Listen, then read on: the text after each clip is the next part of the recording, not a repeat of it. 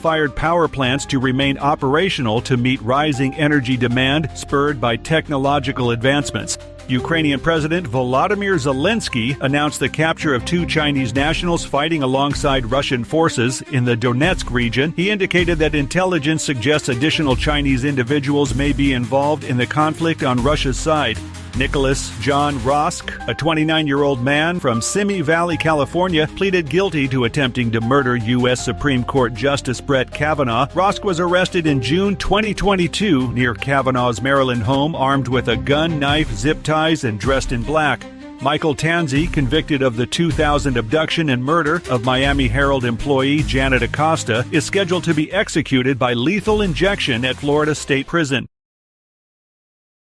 The opinions expressed on this program are those of the host or guest and should not be interpreted as statement of fact. Well, independent fact-checking and corrections are Steven's encouraged. take on wrestling. We got a cup of coffee in here, please. On some level. He's a wrestling and gayness, whatever.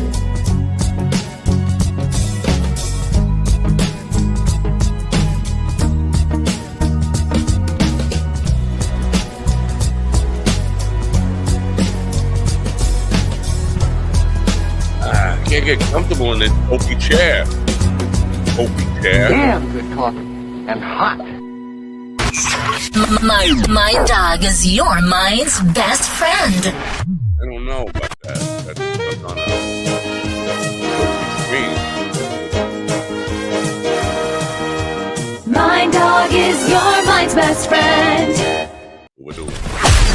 Wake up, America. You've got a dog that needs walking.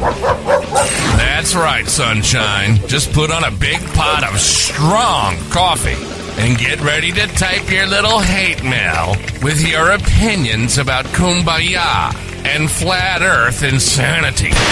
Stand-up comedy? You want stand-up comedy? Well, we've got sit-down comedy. It's time for Coffee with a Dog. You make me laugh. I'm not gonna. I refuse to. Well, I couldn't if I wanted. But I don't know. Why do we even do this? Cut this coffee.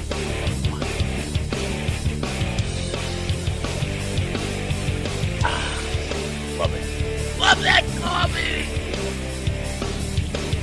I just want to say something about Billy High Club. No! Will that restart or will it just die? Oh, look, it's just dying. Kind of like me. Good morning, folks. It's Thursday. Thursday, April 10th, 2025.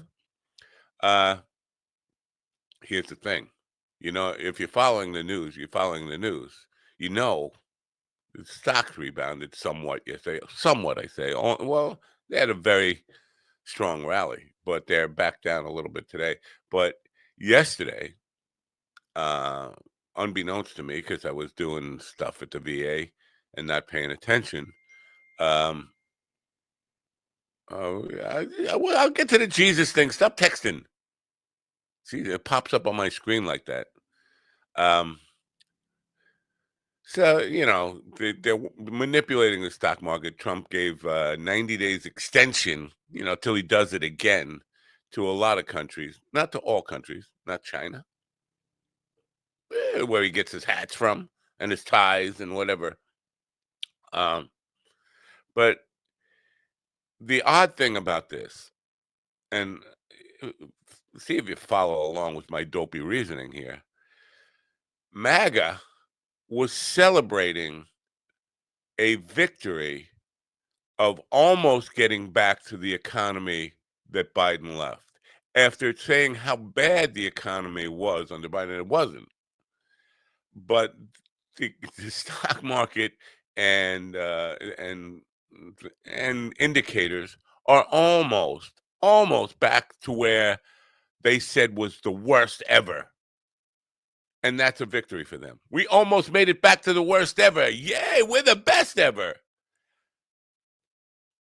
MAGA has and I'm sorry to get all political right away off the bat here, but MAGA has raised the bar on bullshittery like places nobody's ever seen before. It's just it's unfathomable, and I just can't take the bullshit anymore. The amount of idolatry, the worship nonsense.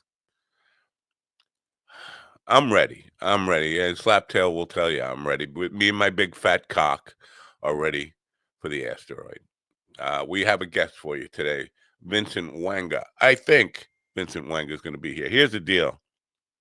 All week long, I've been getting phone calls from Asheville, was it North Carolina, South Carolina, one of them Carolina deals. And I don't answer it. I don't answer calls that I don't know unless you text me and say, this is Herb from Asheville, whatever. But it turns out Vincent Wanga has a home in Asheville, one of them Carolinas, East, West, North, South Carolina, one of them. So he might have been the guy calling me to say, I'm not doing your dopey show. But I think he'll be here.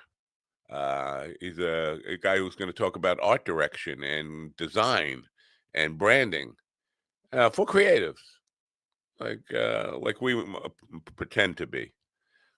Lastly, before I bring the gentleman in, I know Steven's like chomping at the bit because he wants to talk about gay Jesus, fake Jesus, wrestling Jesus, and he has to go. He has to go diddle kids over at Verizon today. But yesterday I went down to Weed World, and I tried to get some video of Weed World. Here's the problem, though. I got to wait till it's warmer out because yesterday was still fucking cold. Not just cold, fucking cold.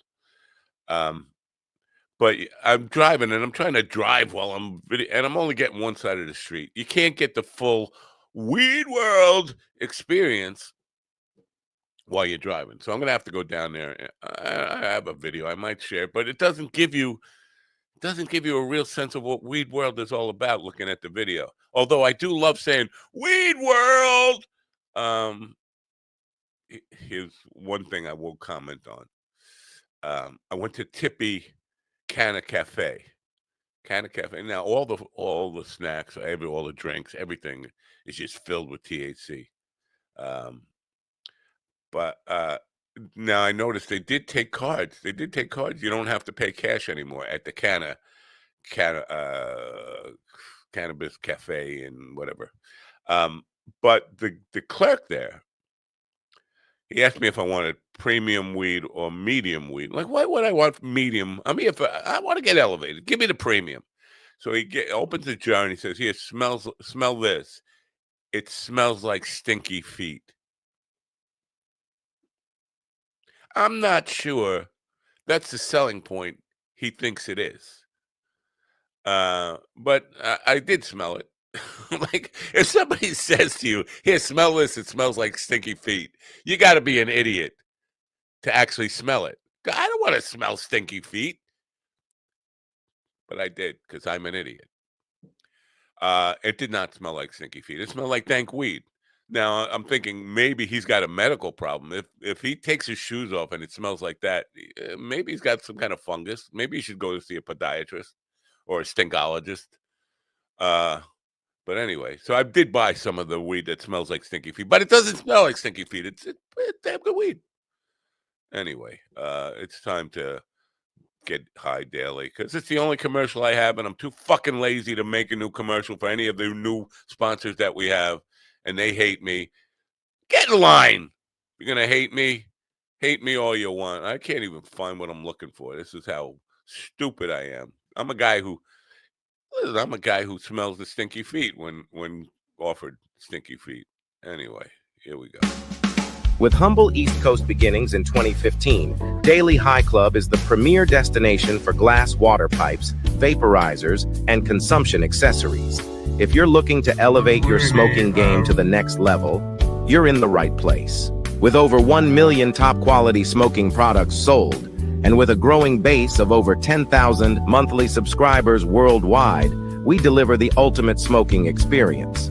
But Daily High Club is not just a retailer, we're lovers of the smoking scene ourselves. working with giants like Tommy Chong, Snoop Dogg, Chanel West Coast, and more. Ready to join the Daily High Club? Let our experts curate your collection with our awesome El Primo monthly subscription box, or grab one of our fun and unique pieces from our smoke shop. Click the link in the description below this video to get this party started now. The background? Yes, I did. Good morning. In the room with me now are Stephen Stinky Feet Ortiz, or he will soon to have a new name. Ron, the original Stinky Feet guy, Kane, and GD. What the fuck is this Stinky Feet weed stuff I got to get? Fenderson. Good morning. Good morning, America. MindDogTV.com. Are you suffering from sinuses just like me? Your nose is running. It won't stop running no matter how many times you try to stop it from running? No. Well, MindDogTV.com/merchandise has a solution. Get our MindDog TV sinus stopper. Yes, indeed. We're very, very simple. You get this, and you just take a strip, one of these sinus strips, and you just put it up under your nostrils like this, and your nose will not run anymore because it gets caught right up there under the sinus strip. Okay. Also, you can put like a noose around your neck and just jump. Yeah, so I can't do that part, but I can do the nasal strips. Yeah, possible side effects is it affects the way your voice sounds and maybe the way you breathe. Sending your parents a letter, tell them you're a whore. MindDogTV.com. Get your sinus strips today. Well, that was Karen, my Aunt Karen, or Aunt Karen, as GD would say. GD Aunt. Vagina. Yeah. So Stephen wants to know if wrestling is fake and gay. Why would Jesus show up on a Monday night? And the answer seems to be quite obvious. That Jesus is also fake and gay. So we've solved that mystery. Can we move on now? Fine, I guess. I can. What, you disagree? Well, that's why you've seen that Jesus had those seats, because he doesn't fit into the corporate synergy of Netflix. That's why Kurt Kreischer was on. Oh, I didn't even know that was Netflix. I just thought I actually thought that was Stephen at a comedy club and Jesus came to see him. And no, that was Jesus at Monday Night Raw.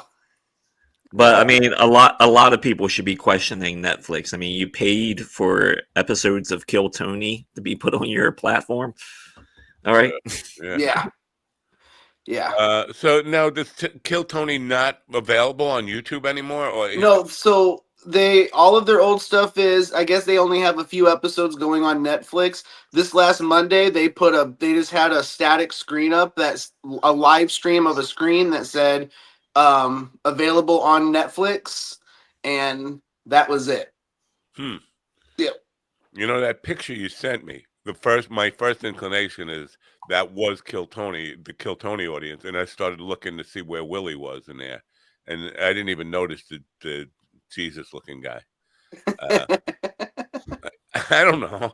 I thought you were like stalking Willie or something. Around. No, look, I blocked him on social media. He's popping up in other friends of mine's pictures and backgrounds. Yeah. Yeah. So, but you would know if he got on Kill Tony, right? Oh, I'm sure. Yeah, I think nobody that I know made it on last night. Or on Tuesday night or Monday night, I mean, whatever night it was, Monday night. Stephen is gay. Oh, who's saying this? Oh, Stephen is gay. He looks like a roll on deodorant. That's good. That's the kind of thing people would say about me. Like, but I guess they get. I'll take that. You know what? That's fine, because I leave you smelling good. Stinky feet, like stinky feet. Now, if somebody said to you, "This really smells like shit," would sniff it? Would you sniff it, or would you say, "Get that fuck out of here"? I'm a fucking idiot. I would sniff it immediately. I know. I'm gonna tell you now. When I was younger, I probably would have, and when I got older, actually, I think Ellen DeGeneres had this bit, which is people love it when the worse something smells, the more they want. The worse something tastes or smells, the more they want you to try it. So it's just really awful. Try it. And my biggest thing has been after smelling a dead body in a hot garage. after discovering one. I find it hard to believe that anything can smell worse. Oh, So, but I I have don't smelled things that have rivaled it. So, So, Stephen, I don't think you can call it discovering it if you're the one who left it there. yeah. I didn't Unless leave you it there. forgot. I couldn't reach where he hung himself. Oh, Oh, what an alibi! was I'm crippled. I couldn't do it. so you were in Japan with the Paul brothers? Is that the thing you No, were? this was in Indiana. Uh, uh, but I don't know why we have that instinct to just, oh yeah, I'll smell that. Like, the It's first gotta reaction be. would be like, get the fuck out of here. Why would you want me to smell that? It's got to be the same thing that makes us touch anything that's wet when it says "Don't touch wet paint." Well, back in the day, SNL had a sketch with Tom Hanks, and that's what the sketch was about. It was a family that when one person would smell or taste something bad, they'd pass it on to the next. It's like, do you think this is bad? And they did it with fucking like milk and all this other. It's like, oh, this is terrible. Taste this. It was remarkable that the guy thought that was a selling point. He was like, yeah, smell this. It smells like stinky feet. Like, that's supposed to make me want to buy it? That's how you know it's working. Maybe That's he how you know just it's working. maybe he just knew you were old and was like, maybe this will remind him of the stanky shit he used to get when he was a kid. But why would that be a selling point? Nostalgia. I want weed that I could smoke and elevate. I want weed that smells like strong weed. I don't want but he was Wait a maybe minute, you just assuming that smoked you in an wanted. elevator? You smoke your weed in an elevator? I think maybe he just assumed you wanted that stinky Woodstock weed, not that good shit. Yeah.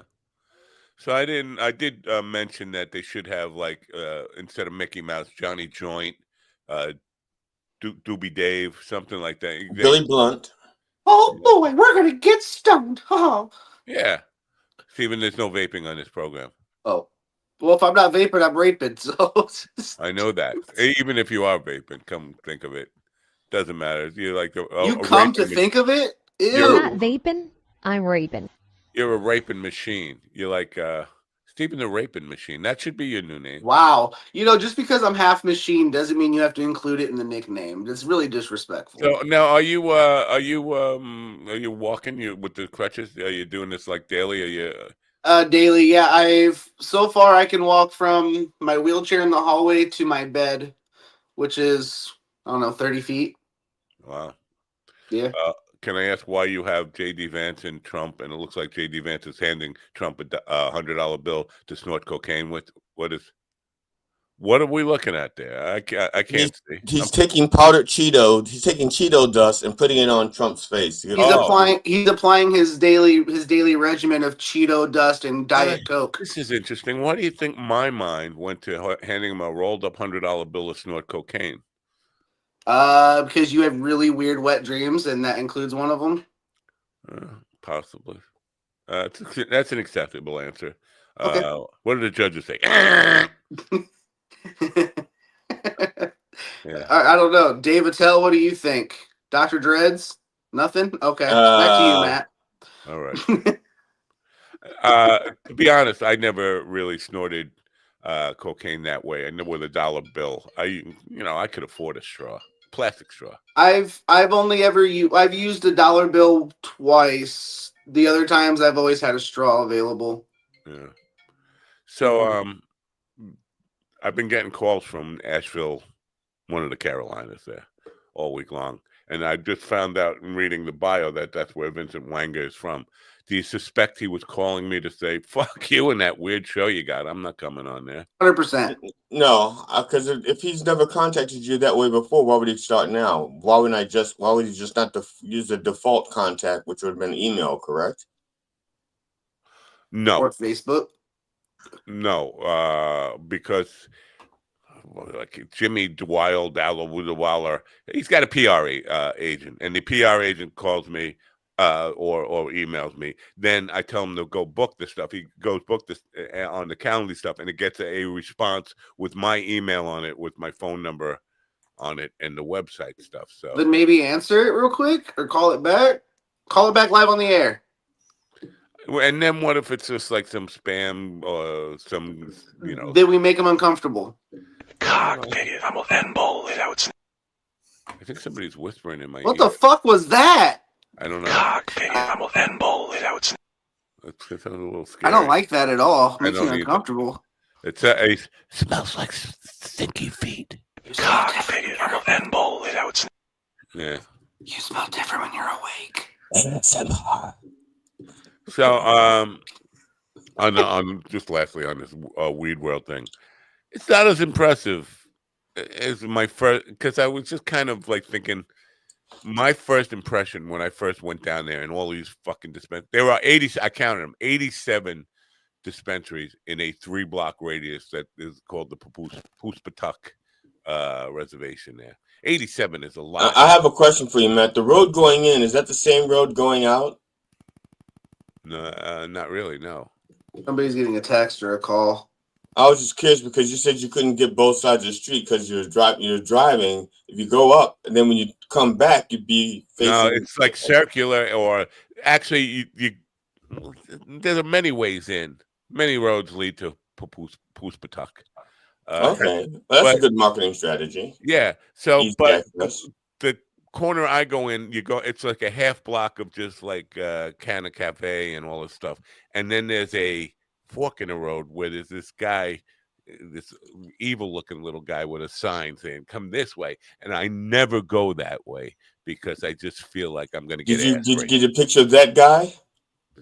I just make a left instead. Did you get us a picture of that guy? But I was driving. I'll just really quickly play this and see. We're in a. Are you going to get us a copyright strike? No, there's no copyright strike unless you're Canna Cafe. Well, you could have music on your radio in the back of your car. We'll be turning on to Puspatuk Lane in the heart of Weed World, the new theme park. Brought to you by the folks at Disney or Universal or something, or just Cheech and Chong.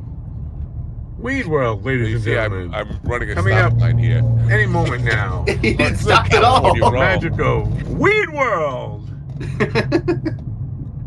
I like saying Weed World. Here. I was saying it. This is about. Yeah, I can tell. It's kind of reminiscent of Wayne's World. You can't tell it that this is the entrance to Weed World. Damn, but there's a lot of cars coming and going, aren't there? A lot of people needing their weed over at Weed World. Let's go. Oh, Weed World, Tippy Canoe, Canna Cafe, and you have Pure Leaf, and the is that a gas station over there, and Pure Leaf over here. The gas station sells weed? What do we got here? That place on the left. Yeah, 2 gas stations. Wildflower. I think I hear your radio. Welcome to Weed World, exclusive Weed with Wildflower, weed, and the Puspatuk Church, and then there's music in the neighborhood. Weed World, and that dude over there. Hello, that dude over there. That's the guy. Down there, and the Res Life. Weed World, and that dude over there. Hello, dude. There's weed down there, and the Res Life, and it's Weed World. Welcome to Weed World, everybody. Red Life. It's native land. Now, I gotta all get dispensaries. Every one of these can't go. Can't go there. I got also Weed World. Weed World. Everybody say Weed World smokes. And this guy out here with his smoke-a-dope, rope-a-dope. Now I'm coming around the corner here into Weed World. I like what's playing on your radio. Get out of my way. It's not playing on my radio. I don't have sounds a radio. like it. Weed World native delight. It's the music in the neighborhood. There's plenty more down there. Over in Weed World. Yeah, it's crazy that it sounds like bears and hopping. Go ahead, dude. Go ahead, dude. You fucking fuck. Oh my God. There's that Long Island attitude. Fuck. If I say go ahead. You stupid fucking fuck. Thank you. And I'm at Weed World. That's the best part. It's the Matt, are you bipolar? The camera shots are just great. Like, here's my steering wheel turning left. Here's my steering wheel turning right. Well, that guy was trying to come out of the gas station, and I gave him a go ahead, and And I said, go ahead again. And I was like, come on, go. And then I got tired of waiting for him. I started to go, and then he started to go, like, fuck you. I told you to go. You were just like, Weed World, motherfucking, fucker, Weed World. Just so up and down. I know. Listen, I'm a very faulted person. I'm broken. We know that. We all are. It's just fun to watch the wild. I did not see. Now you got to walk through there. It's got to be warm, and you can walk through there and get the real feel of what Weed World is all about. But then I forgot to take the phone inside with me and get because they got a like a cafe and everything in there, like cake, cheesecake, and coffee and tea, and everything they sell in there is full of weed. And then they have all these people who are not natives, clearly not natives, working there, and it feels like this is just a reason to not pay taxes on things and have lower prices. Butter me with Crisco and call me a mule. I have a question. It's going to make me sound a little bit old, but I don't know the answer to this. I'm seeing the word res there a lot. Are they using the word res correctly? It's like res gas, res cigarettes, res cafe, res... Like reservation? Res live. Yeah, reservation. Yeah. Oh, okay, because I hear it used other ways too, so I didn't think of it that way, reservation. What's the other ways? Oh, what? Like making a reservation? What do you mean? No, what is No, I hear young people, people like in their 50s and stuff, young people. Welcome to Boomer Corner, the only corner that you can get stuck in. If you're 55, GD just called you young, so there's that. I'm 34. Newborn. Yeah. All right, guys, I have to head off to work. Next week I'll be back for the whole show every day. Wow. Why? Don't threaten us, okay? She's on vacation, so he's got to take vacation. No, I work 1 to 7 next week, and I work 6 days next week. So. Oh well, Ron won't be here. Tomorrow's Ron's last day. Speaking of stinky feet, Ron is going to his own little diddly company where they'll supply him with kids. But Matt will have a cake in his honor, so we can all have cake. A can of cake. All right. Can of cake? I can't wait. Yeah. Go diddle. Go do what you best. Yeah. Steven's off to Diddly Land. Looks like Vince Wenge is not going to show up, right? I don't know. Did I have him for the first hour? Let me find out. I was about to ask Wang Chung. Yeah. I feel like I don't know if my wife is still home, but I feel like we'll lighten up some stinky feet. Vince Wenge. Does your wife smoke at all or no? No, my wife hates it. She hates it. And she hates the fact because when I first met her, I was during one of these periods where I wasn't smoking any weed, and she just assumed that I wasn't a weed smoker. And then a couple of years into the marriage, I went back to it. She was like, ew, you smoke? Yeah, I do. I'm a full-on stoner. Conversation never came up. So yeah, she's not happy about it, but there's nothing she could do. And let me tell you, after the little mini stroke thing I had like 6 or 7 years ago, they had me on this medication, and then I got off it, and that's when I started smoking weed again. And she said, I actually like you better when you're stoned. You're not as miserable a fuck as you are. Wait a minute. You mean that you were actually more miserable than this? Holy shit. Mannequin pussy. Well, no, I'm not stoned. If you see, and I haven't been stoned on this program except with the gummy rollover. But no, she's saying when I'm stoned, not after. Like now, I'm not high, so I'm a miserable fuck.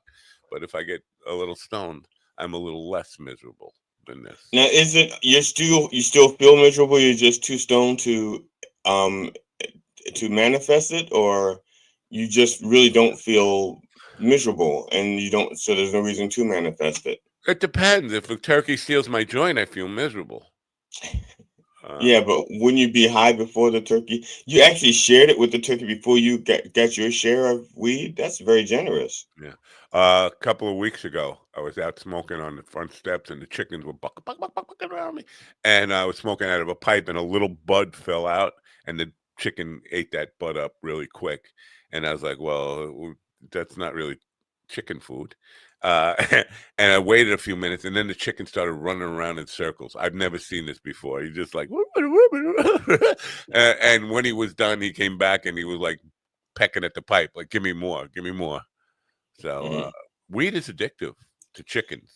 Now, I was working on I was doing I used to work for a company that runs with DirecTV, and I was doing some work on a farm, and I had to put a pole in the ground and put concrete in there, and I had the concrete. I was pouring the concrete out, and the chickens kept trying to eat the concrete, and I had to keep shooing the guy's chickens away. And I kept calling for help because there was like 30 or 40 chickens, and I was outnumbered, and I didn't want the chickens to eat the concrete, you know. But they kept pecking. I kept trying to chase them off, and eventually the guy came to my rescue, and he had a big bag of grain on his shoulder. And so he called the chickens, and he starts walking down the field or downhill away from me. And all of the chickens but one follow him. And that one chicken just sat there and watched him. And he's walking much faster than chickens can follow. So he gets like maybe 30 feet ahead of the chickens. And once the chickens are a safe distance away from me, he pours the grain down.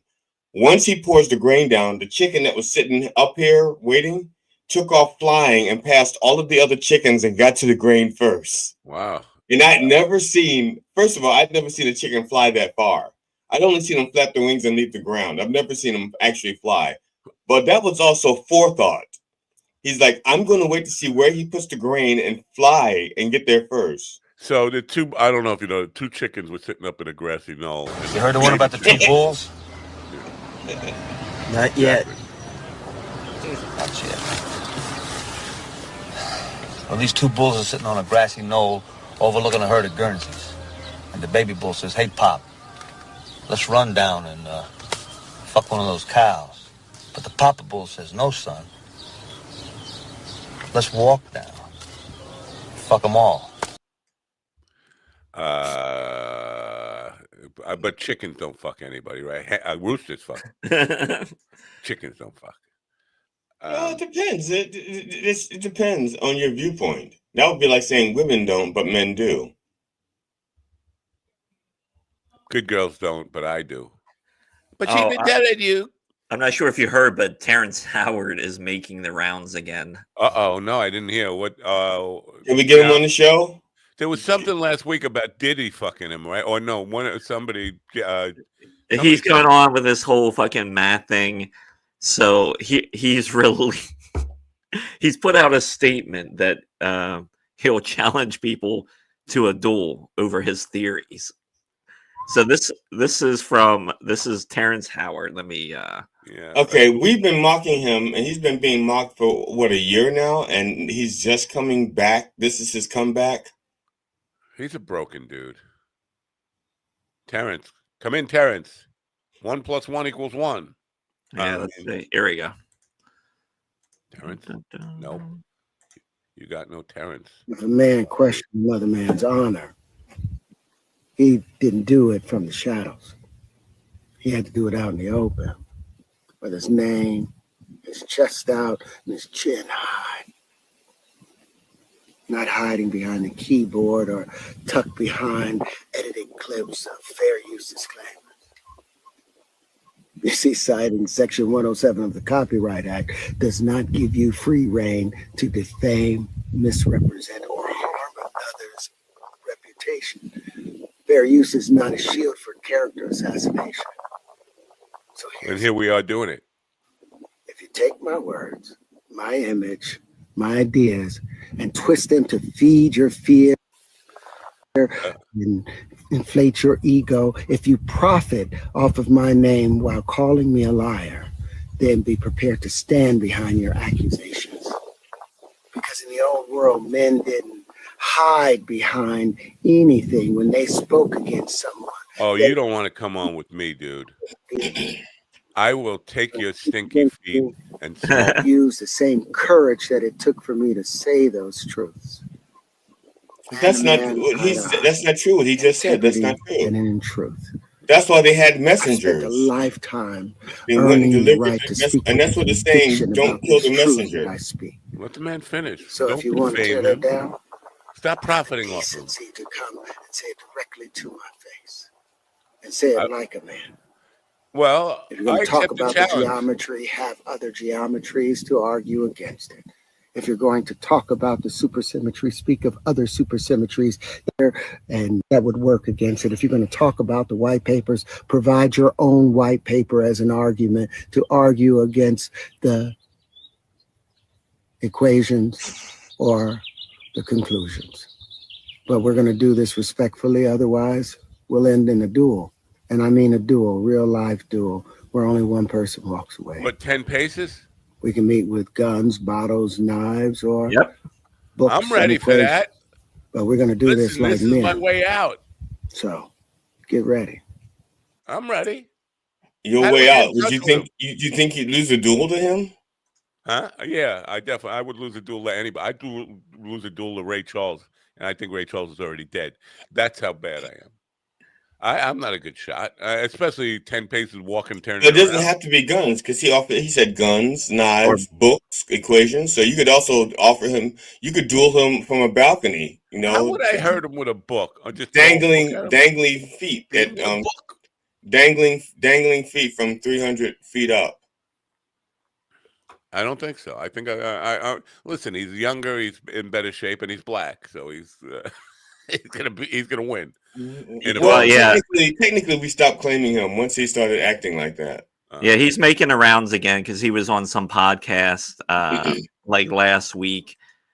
You know, talking about his what's it called, terrorology or whatever. Yeah. Well, so if you want to challenge him to a duel, anybody, he's out. I'm not going to challenge him to a duel. I'm going to have him come on here if he will. I mean, this is probably beneath him because there's no paycheck involved. But I'll have him on, call him a liar to his face, and let him challenge me to a duel.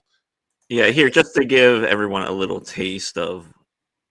He's just a fucking. The equations necessary to have unlimited energy, just to say "f you" to the world. Interesting. Okay, so can we get Dr. Yu out? The same relationship the same way that selenium will mitigate what's taking place inside of calcium, the same way that sulfur will mitigate what's taking place with the magnesium, oxygen, being the equal and opposite mate of beryllium, will mitigate what's taking place with beryllium. And they will always have a strong attraction to each other. So whatever. So basically, he's been smoking some stinky feet. This is clearly he's like high as fuck. He's got it. I mean, he knows words. This is the thing. He has a good memory for words and like lines that he read in a book, but he has no fucking clue what they mean. Exactly. So yeah, you know what? If he wants to come on this program, I will call him a liar to his face. I will defame him. I will profit off him, and then he can challenge me to a duel and kill me, and then everybody wins, right? Yeah, my wife's one uncle had a copy of like Stephen Hawking's book, like back in the day, whatever, like the Bang of the Universe or whatever it was called, and I was like, History of Time. Yeah. So I was like, I'm going to check this out. And I opened it up and I read some of it and I was like, what the fuck is he even talking about? Because it was just on a whole different level. So yeah, I could have read it and maybe memorized the words, but I could have never spoke to, let's talk about this physics. And that's exactly why some people will latch on to what Terrence Howard is saying there, is because he sounds like, just throwing words out there and concepts that people don't know what the fuck you're saying. Well, this must be he must be a really smart dude. No, he just got a penchant for memorizing little snippets that he's read along the way, but he has no fucking clue how to fucking really explain or even understand what the fuck he's talking about. So Terrence, if you're out there, how I get in touch with you, I will Aaron Burr you. That would be good. Yeah, no, let's do an Errol Flynn swashbuckling. He's claiming someone stole his patents. That's like one of the titles. Oh, I misread that. I thought it said parents. I was waiting for the explanation is why he said somebody stole his parents. He also came out just last week and said that Diddy tried to fuck him.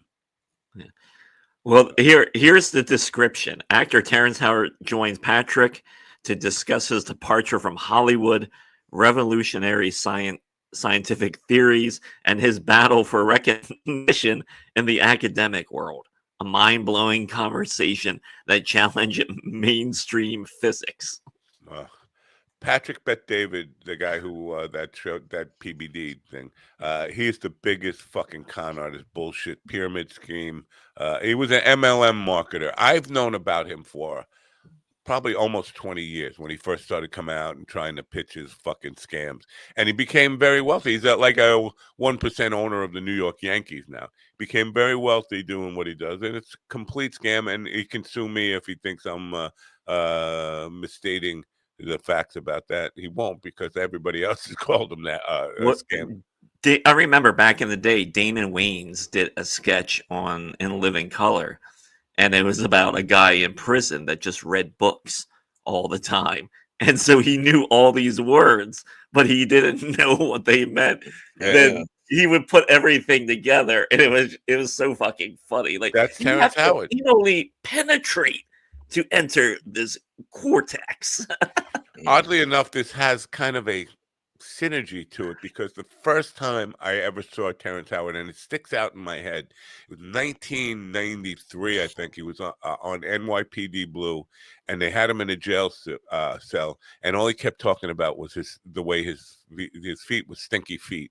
And so I feel like there's some kind of synergy to this program already. It's the stinky feet episode. I wonder what I wonder if the dick pic of Terrence Howard that got leaked a few years ago sent him on this path, because when that happened, it wasn't good for him, because people were like, "Oh, that's not good." Well, he was crazy at least. I'm going to say 10 years ago, because he went. Oxford had him come there and give a lecture about his special geometry, whatever he was talking about, the flower of life. And then they were like wondering why did we fucking bring this idiot here? But so that was like 10 years ago. I did not know about the dick pic thing. But the thing is, how did people get along with him for so long? Like, he's been, again, since the early 90s. He's been having some major success in an acting career, and you have to be around people, directors, other actors. Nobody ever came and said, "This guy's impossible to work with. He's a fucking fruitcake," ever. So something must have happened along the way. Or maybe when he's on set, he just, he just stuck to business. All he did was talk. Like, maybe he felt too superior, like these people wouldn't understand anyway, so I'm just going to keep it light. I'll talk shop, and I'll talk the script, I'll talk direction, lighting. Possible. But I don't they get would that never. vibe, because he seems to want to tell it to anybody and everybody, and he cries if you give him any kind of pushback. On Rogan, yeah, but that's under that. But that's not acting. When he's acting, that's his paycheck. When he's doing these other things. Another, maybe you can compartmentalize it, like saying, "Okay, look, I don't know him, and I'm not trying to make an excuse for him. I'm just looking at possibilities." He clearly needs psychiatric help, though. I mean, because he gets emotional about these things to the point where he's a true believer in the nonsense that 1 + 1 = 1, and he will battle you that forever. You can just say, "Here, I have 1. And now look, I add another 1. How many do I have? 1." It's funny when you describe him like that. It sounds like me when I was 4 and 5 years old, and no, it definitely reminds me of you. It was so easy to make me cry. All you had to do, like if I said the sky was blue, and you say no, it's green, and you like sound serious, and I would be so upset. I'd be trying to explain to you why the sky was blue and not green. And eventually, if you kept saying it was green, I would start crying, because it's like, you're not understanding. The sky really is blue, Yeah. And they used to call me a crybaby all the time because it was so easy to make me cry. Well, so easy for me to start crying. All you had to do was not tell the truth and keep not telling the truth, and I would Well, start crying. not to be totally disrespectful to you, maybe a little You disrespectful. are. You are. You mean to be. I'm not You're sure. human garbage. I think the only thing that has changed is you're not crying, but you definitely still have that attitude. Like, don't tell me I'm wrong. Cock bigot. I'm an N-ball. That would. Right. So yeah. Hey, listen, it doesn't make you a bad guy. Would you like to duel my friend Terrence? No, because that means I'd have to delve into his world so that I can actually and intelligently speak against it. Like he's talking about, bring your white papers. It's like my white papers. You mean this zigzag? You mean these zigzag right here? I heard him say that. Bring your white papers. Eric Weinstein, who's another fraudulent academic and intellectualist or whatever, it challenged him to present the white paper, and he didn't have one. So it's funny to hear him say, "You bring your white paper."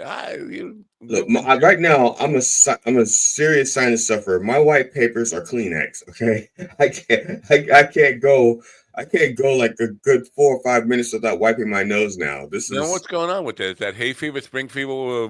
Yeah, I think it's hay fever. I mean, because around my house we have so many trees and they're all flowering, and my neighbors started cutting their grass. I haven't started cutting mine yet. I'll start cutting mine in a couple of days. My lawn looks unbelievable. I was taking the trash out this morning, and it was a beautiful, little bit chilly, but sunlit day. And I was like, wow, it looks like we've had landscapers here cutting the grass already. We haven't, but so I don't have to yet. But yeah. Well, you're 2 degrees north of me, so you're, I don't know, but my grass is in spots. See, this is one thing I hate. When people have, different people have owned, when different people have owned a property over the years. So like maybe when the house was when they first built this house, they may have all had the same grass. Let's just say Kentucky bluegrass. The whole yard was Kentucky bluegrass. Then spots die, or they have a dog and there's like paths get worn. And then they go to the store and they buy grass seed. They don't know what's out there, and they just buy Zerosia grass or whatever it is. They put that in there, and then the next person comes along and they have the house and they have a bald spot, or they dig up the yard and they want to put grass in, and they don't know what kind of grass it is, so they put in, what is it, Felucia or whatever it is, and so now I have like 8 different types of grass in my yard, and they don't all grow at the same rate, the same height, the same color, and so it's annoying the hell out of me. It's a grass race war. Yeah, it reminded me of Bill Murray in Caddyshack, where he's talking about a hybrid of Kentucky bluegrass and California Centimia. You can play 18 holes of golf on it during the day and get stoned as the bejesus on it at night. So that's and I don't know if it smells like stinky feet. Cut your damn grass. Damn has an N. Yeah. I have. Ian is a rebel. Ian is a rebel. I still think I'm allergic to 8 o'clock. PM or AM? This time of year. Or the coffee, because there's also 8 o'clock coffee. Oh yeah. I could. Well, but 8 o'clock comes and I start sneezing, and I will sneeze till about 8:20. Here is a trend that is currently happening, gentlemen. Let me get scared when Minecraft. Yep, Minecraft. So this is the picture on the right is from the movie that is currently out now. The left is a picture from the game itself, and this is what they call a chicken jockey. And so there's a current trend online, because when the chicken jockey is announced in the movie, then like people throw shit everywhere in the movie theater. You don't mean like literal shit like they're monkeys flinging it. You mean like cups and saucers and ice cubes, right? I don't know. You have to figure that one out for yourself. I don't want to fling the wrong stuff, Ron. We'll need a white paper on it. I don't want to be the only person in the theater flinging shit. You don't. Why not? Here is so this is a trend. Here's a short to give you an idea of what people are doing in the movie theater. Let's see here. Bum, bum, bum.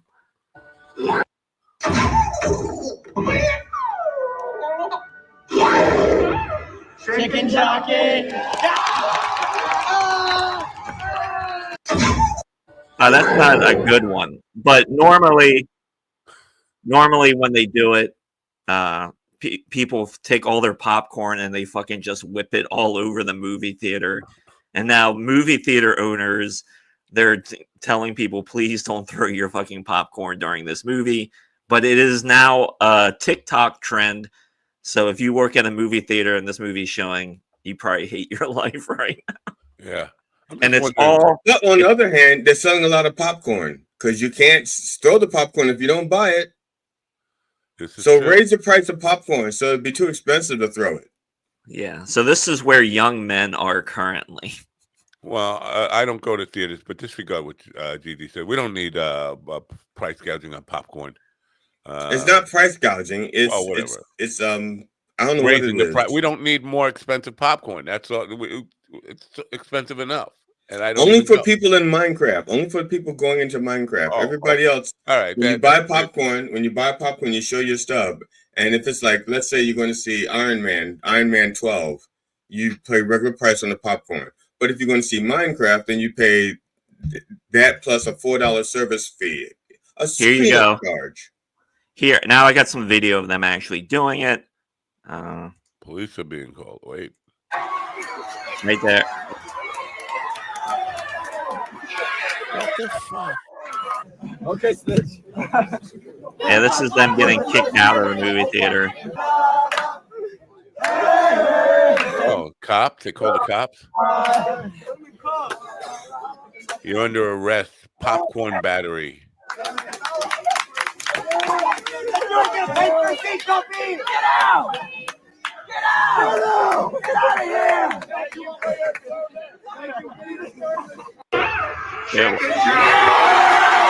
There's all the popcorn. Holy shit.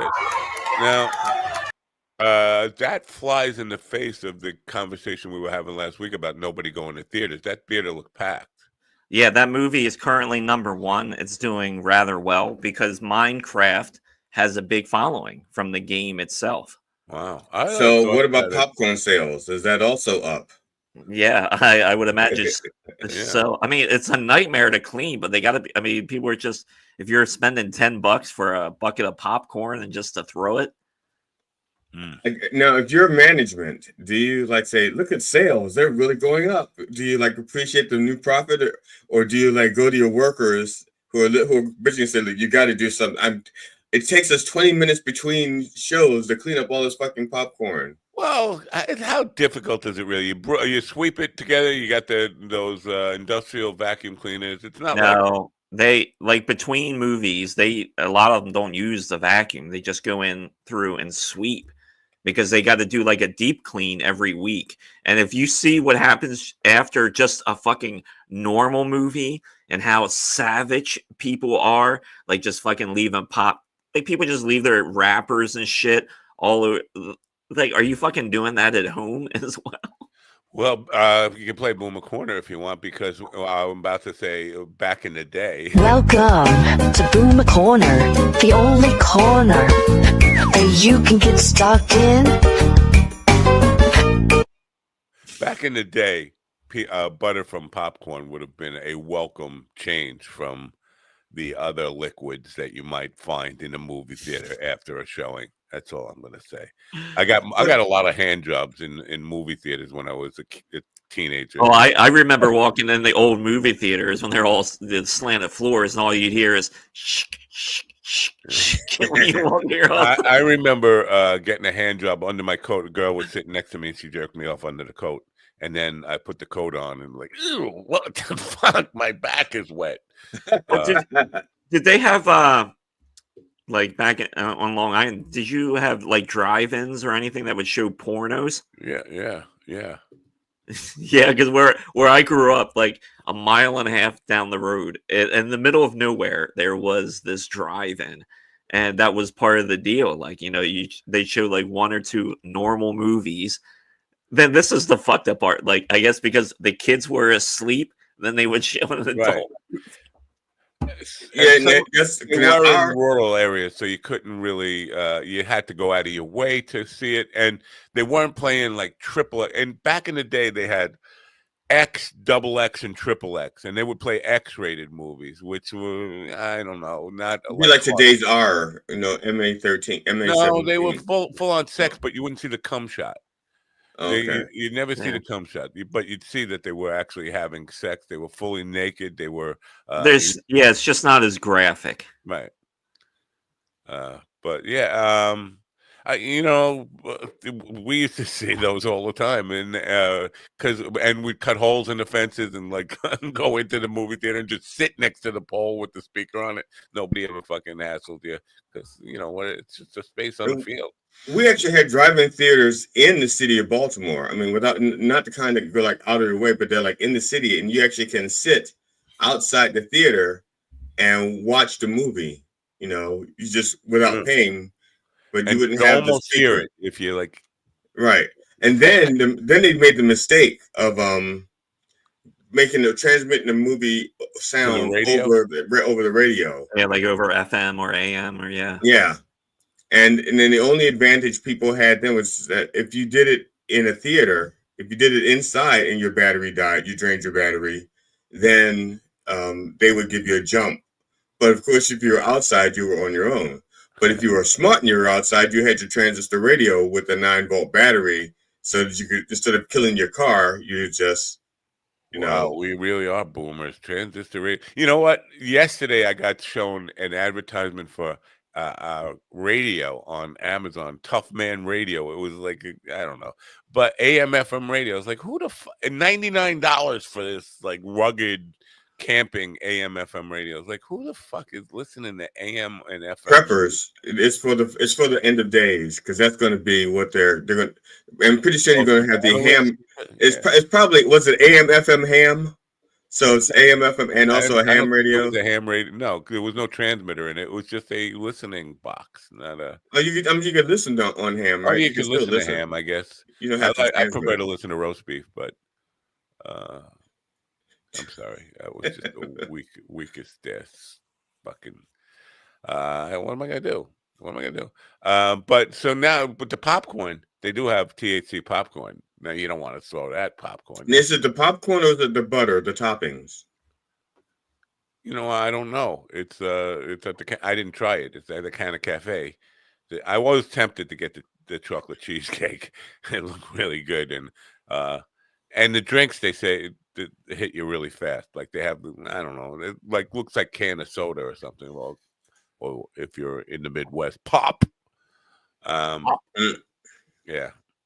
But I definitely want to, give some of those edible, weird little kind of edibles a try. I think it fucks with the flavor of the cake, though. The cake is probably not as good as regular chocolate cheesecake.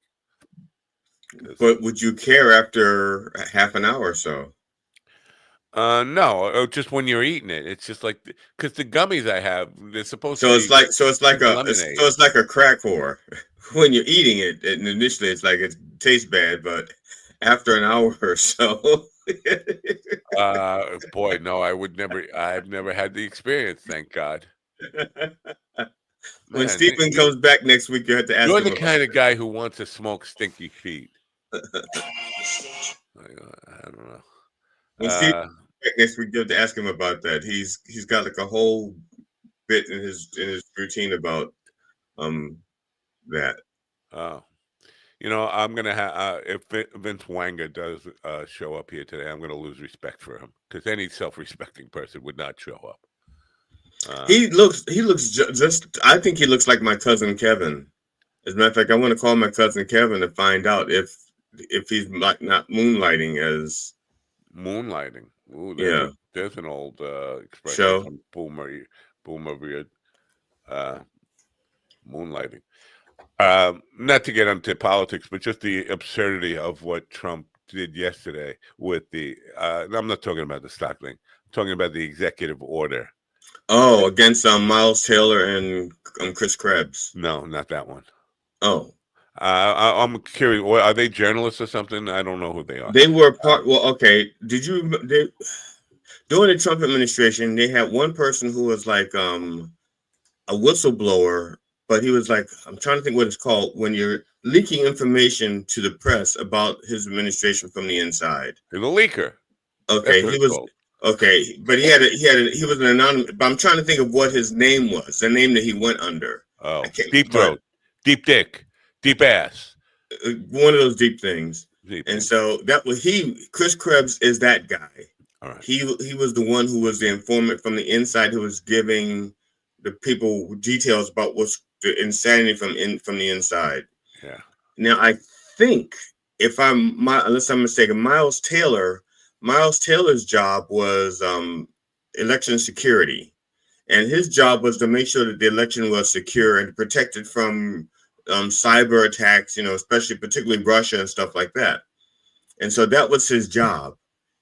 After the election was over and Trump lost and Trump said it was stolen, it was this and that, Taylor says, no, I know I did my job.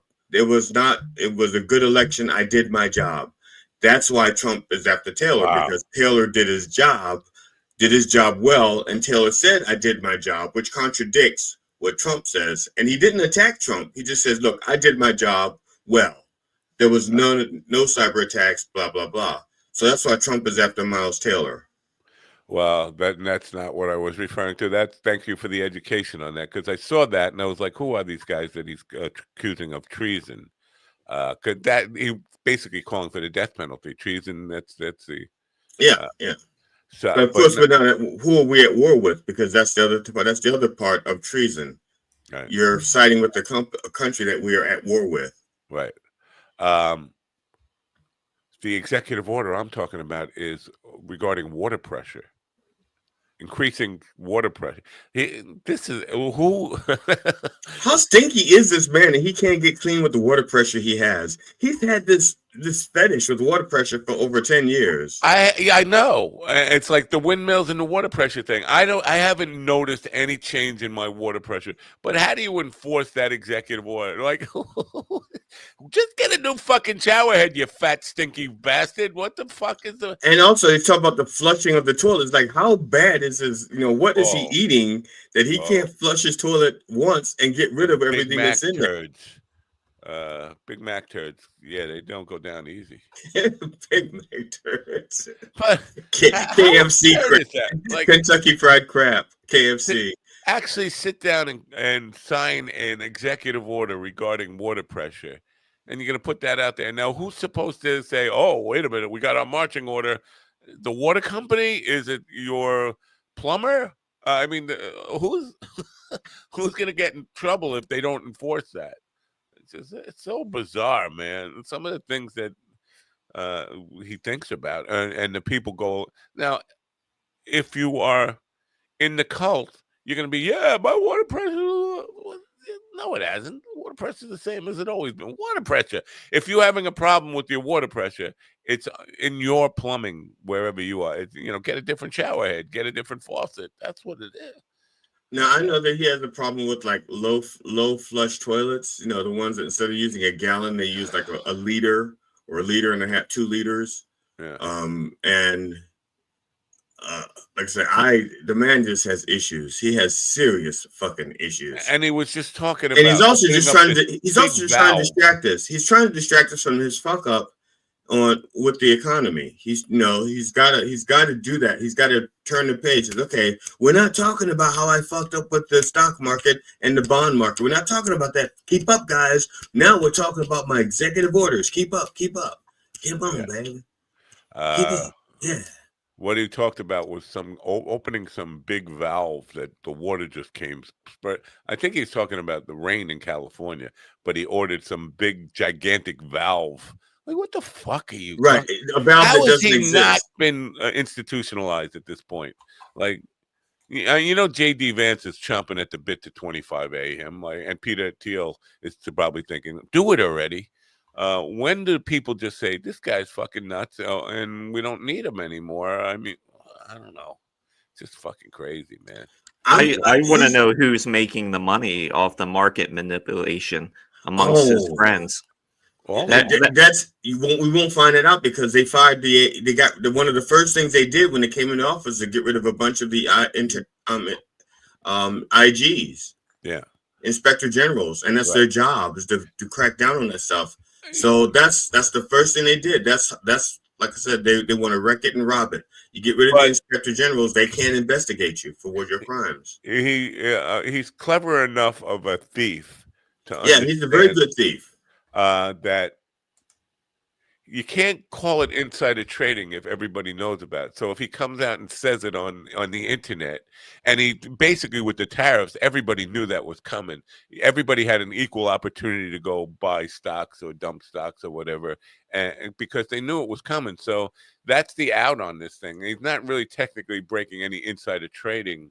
But Right. It's just like when he said Russia. If you're listening, he asked for Russia's help, but he did it out in the open. It was. I think it's like they had agreed. They had an agreement, either like a backdoor agreement where Trump doesn't say it to someone directly. It's like he says it to Basant says Basant says to someone, and so it's not directly. And it says when I say this in public, or when he says this in public, he's going to make a public announcement.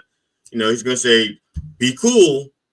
Be chill. Then that's it's a good time once it's a good time to buy, you buy in, and then he makes his announcement. So Charles Schwab was in the Oval Office when he made the announcement. Like, it's clearly a stock manipulation, but there's nothing anybody can do to enforce any of this stuff. And this, it just feels so fucking frustrating. I beg to differ. I think Luigi could do it. I bet you if they let Luigi out, just give him like a 20, get him out on parole for like 48 hours. I think he can clean up this mess. Yeah, poor Luigi.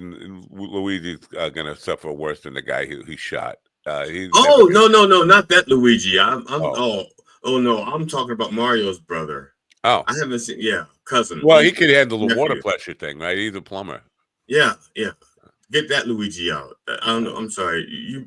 You thought I was talking about the killer? No. Well, he's never getting out of anything. You're going to make an example of him and basically not just execute him, but do it they might even do it on television just to kind of make a show out of it. Like, I'm not rooting for Luigi, but because of the way Trump is fucking with the justice system and all these good attorneys are quitting and stuff, I'm hoping that they fuck up so bad because they got rid of all the good attorneys have left that Luigi walks. I think he might. I think the longer they drag it out and they wait, it makes him more of a hero. Because like while nothing's currently happening right now, like online and public opinion of that guy, it keeps growing day by day. Yeah. And so when they bring him out and they try and paint him as this horrible monster, so many people have stories about fucking insurance companies. So why wouldn't you side with Luigi? And I think in another 6 months, more people will be angrier at Trump and shit like that. So we'll see. Yeah, we'll see. I don't know. I'm not seeing any of the people I know come off the Trump train. They're fucking still harder than ever. Everything he does is another because it's still easy. It's still easy right now. That's why. Yeah, we're only a couple months in. It's still easy right now. Yeah. What was I going to say? I forget what I was going to say now. It doesn't matter. Does it matter? No, it does not matter. Vince Wenger is due here in a few minutes, and I'm not sure why his publicist thought this was a good idea for him. But it is what it is. What's he going to be talking about? Art direction and creative direction, and the role it plays, and like how you go about for creatives designing and planning, strategizing your creative approach and all this stuff. He was an art director who's now a like motivational speaker type of guy. Which, there's value in it for anybody in the arts to understand the art director's role. Most people are doing it themselves. Most of the people, when they start out as, whether it's comedians, musicians, actors, whatever, they don't have the funds to hire a creative team, or even one person to kind of give them some branding advice, some, how all everything that goes into branding, the image and all that kind of stuff. It's important. And but I don't know that anybody who we talk to daily on this program has any kind of resources to even start doing that. Like you gotta have some major funds behind you in order just to hire one person, even as a web designer or a social media manager. Forget about art director or creative director. So yeah, we'll find out. I should play news. You know what's interesting in the news? China is helping Russia, right? In the Ukraine war, basically, at least according to Zelensky.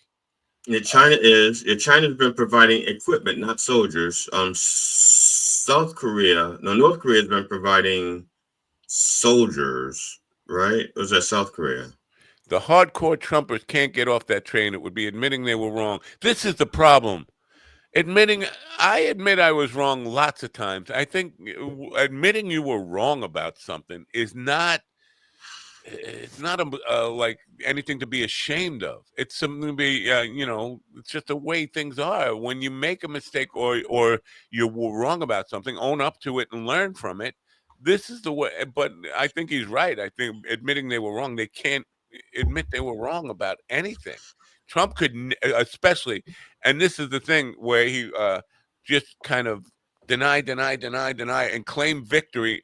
You know, there was that whole thing like playing chess with the pigeon. You totally destroy the pigeon. You checkmate him in 4 moves, and the pigeon just dances around the chessboard, shits on it, and claims victory.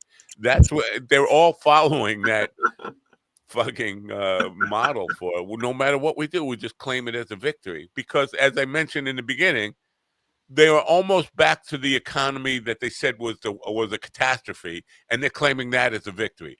Almost back to the Biden level, and that's a super victory for them. They forget. And here's the other thing about that: with the prices before Trump got in office, prices were, let's say, at X. Trump threatens to say, okay, the prices are going to be X plus 90%, or X plus 90. Now he goes, instead, it's going to be X plus 10. And they're going, yay. It's like, yeah, well, that 10 is still above where the prices were. They're still going, your prices are still going to go up 10%. The cost of goods is still going to go up 10. They're going like, yay, it's only going to go up 10%. Yay, how about not going up at all? Yeah. He came in saying he's going to drop prices, not raise them 10%. And they're cheering that. Bullshittery thing, because it's just incredible, the bullshittery. Kash Patel coming out and said they seized $45,508 worth of illicit narcotics. Narcotics. Like, what the fuck are you talking about? I've never gone out and said, hey, you know where I can cop some illicit narcotics? It's like cocaine, it's heroin, it's meth. What is it? It's illicit narcotic. Like, what the fuck are you talking about? THCA. It's THCA. Yeah. Well, the A stands for ass, but that's not even a five. Well, it depends on where you are. It depends on where you are, whether or not it's illicit. It said 508 pounds. How does 508 pounds of what adds up to $45,000 worth? But name the fucking drugs. Show the drugs. You can come out. Viagra? Is it illegal? Is it the illegal smuggled Viagra? I mean, once you smuggle it, it's illicit. Even if it's narcotics, legal. Illicit narcotics. So it would have to fall under the narcotic label. Okay. But, even so, I mean, show what it is, or because you could come out and say that. And this is what the Democrats and don't play this game equally. It's just come out and say shit without any proof of it, but people will believe it. Nobody will ask for proof. I'm the only guy asking for fucking, let me see it. What is it? Nobody's asking. In the media, they do, oh, he says so. It must be true. And Democrats don't play that game equally. Maybe they should learn. I hate to encourage more bullshittery. But I was watching Stephanie Rule last night. And one of the people that she had on, because she has she's a former financial person. I mean, she's still a financial person, but she used to be on, I think, CNBC. She used to work for, JP Morgan or something, but she really knows her stuff. And so she gets these people on and they break down the economy and stuff in such detailed things, in such a detailed manner. And this one guy comes out, they're talking percentages and bonds and stuff. And this one guy comes out and says, look, Trump just lies. He just lies all the time. He's He's lying. It's like, Yeah. It sounds like our guest is here, but I just want to play this video from Twitter. Wait, let me back him up here, and then we'll get to him in just 1 second. Here we'll go. Share screen. This guy. Now look at that shirt. I commented on it. What kind of God would allow a shirt like that? He's a pastor. These tariffs, they are not just policy. They are prophecy. You've got to get that deep in your mind tonight, because now that globalism is dead, it is literally Trump against the world. He has turned the world upside down, and now the nations are clamoring. Everything is unbalanced. And I know mainstream media thinks that's bad, but they couldn't be further from the truth. This is the bold judgment coming up on the world. Yahweh has raised up a man, the breaker himself, okay, to bring to pass. I would not ever hear anybody talk bad about the Reverend again. In the end time. These tariffs. All right, that guy's done. Because I'm going to have to start. I will start fighting people if they start, denigrating the Reverend after people like that get to know. See, my problem here is I've said something similar in the last week about, not that I don't know shit about the Bible. I don't. But that book at the end there, the Revelation stuff. Yeah, I kind of suggested that maybe there's something to that. Bitcoin, the cryptocurrency, seems to be a long line with the mark and all that kind of stuff. But I don't know. So the end of day stuff I have brought up. Not that I'm a believer. I'm just saying, if you are a believer, it seems like that there's something you could draw parallels and you could come. But I look at the Book of Revelation as kind of like interpreting as your horoscope for the day. It's ambiguous enough that you can imply it to almost anybody, anything. Me? Yeah. No, you can not apply you. It to me? Am I the Antichrist? No, I'm talking about zodiacs. I like my favorite part of Revelations is chapter 22 when anal doesn't count as sex. So see, now you're gonna scare. That's us. a revelation. That's a true revelation. I think Vince Wenger just said, "Wait a minute, I don't want to be on this program. That guy's talking dirty talk. Dirty talk."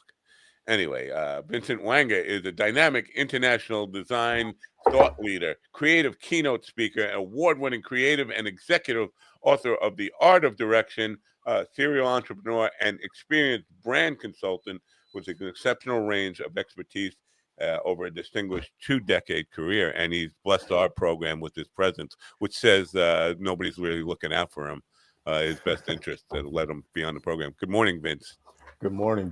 And Ron, I was floating the title "Anal Doesn't Count as Sex" as for my book, so that's an option. Good to know. Didn't pass the focus test, but let me bring up your book. The Art of Direction is what it's called. I have it here somewhere. Where is the book? I know I loaded it in. GD, what happened? You stole my book. Oh, there it is. No, actually, yeah, it is. The Art of Direction. Now, Vince, we're talking about startups and stuff. Most of our audience is in the creative field, but they are not startup companies. They're like one-man, two-man operations. And I was talking about resources it takes to understand branding and actually hire somebody to give you some direction. Is there anything in this book for lone wolf entrepreneurs? absolutely. So just to be clear, I'm also a lone wolf entrepreneur, as well as somebody who's worked corporate and in small businesses. So I've done it all. Part of the advice in here is that regardless of what your pursuit is, if you have a large team or you're an individual, you're a leader. You lead this podcast, so you still have to organize people and have strategies to get the best out of the people that you're working with. But especially when you're an individual, as I was for almost 5 years of my career, I found myself being, the CEO, the debt collector, the assistant, the lawyer, all these different, nuances that I had to fulfill. So it still applies even in the entrepreneurial landscape. And I talk a lot in my book about those entrepreneurial experiences that also prepared me from when I then had to lead a large scaling team in the same context. So this book is for everyone, whether you're an individual contributor, a leader of a large team, or an entrepreneur. Yeah, that debt collector part is the part that really it's my bugaboo. I never realized when I started becoming away from the corporate world and working as a freelancer or working on my own that I would spend so much time trying to get bills paid. And it never occurred to me that that people would use every excuse. The check is in the mail, or or your invoice is being processed, whatever. Constantly, most of my time is chasing down money, and that drains me from creative energies. It seems like a metaphor for life, right? The other book title was Coca-Cola Owes Me Money, because everyone thinks it's just the small companies or something that might screw you over. But yeah, it's tough. The most painful words in my world is the net 30, where you get to do the work and then wait 30 to 60 days to get paid. But that's the consulting world sometimes. So I was just trying to be brutally honest, not just about what it's like in my industry, but also it's not always glamorous. So sometimes you got to put that hat on and advocate for yourself. And I kind of share some skills to get around that as well. Right. The idea now, transitioning. Transitioning is a difficult word for, or maybe not the right word, but changing your mindset from just being a creator to becoming a creative leader. There's I think also thing people struggle with, like I just want to do what I do. I just want to go out and do comedy. I just want to go out and do music. I just want to act, whatever it is. How do you change your mindset into this idea of leading a company, leading a brand? Yeah, it's really interesting because, as you guys know, as musicians and comedians, creative is such a large diaspora, right? Right. So I think, imagine, GD, you had to go and do a collaborative stand-up set with somebody else that you don't know. I mean, that sounds like a horrible prospect, but yet musicians can have a jam session and kind of inherently collaborate with each other. So I think there's some creatives who can just do this naturally and organize and figure things out. And then there's others who just prefer to be alone and do their own thing and not be disturbed. Right. And I think that's the challenge, because on your team could be both.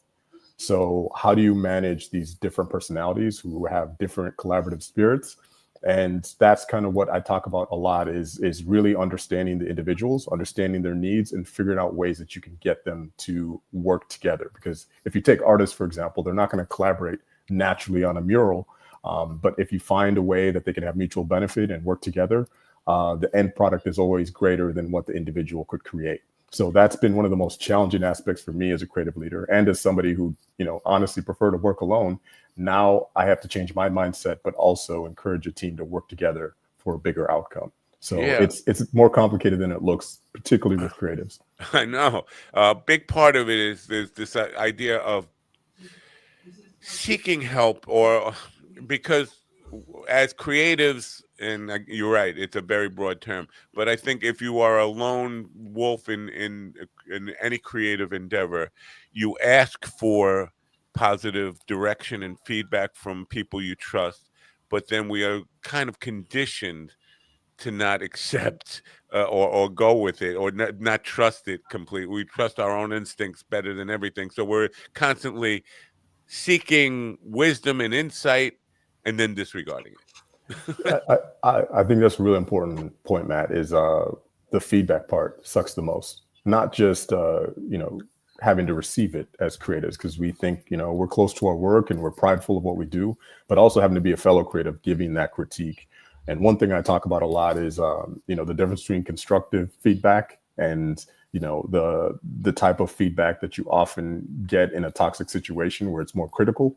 And I think particularly for creatives, it's really tough. Imagine you work really hard on a song and somebody says it sucks.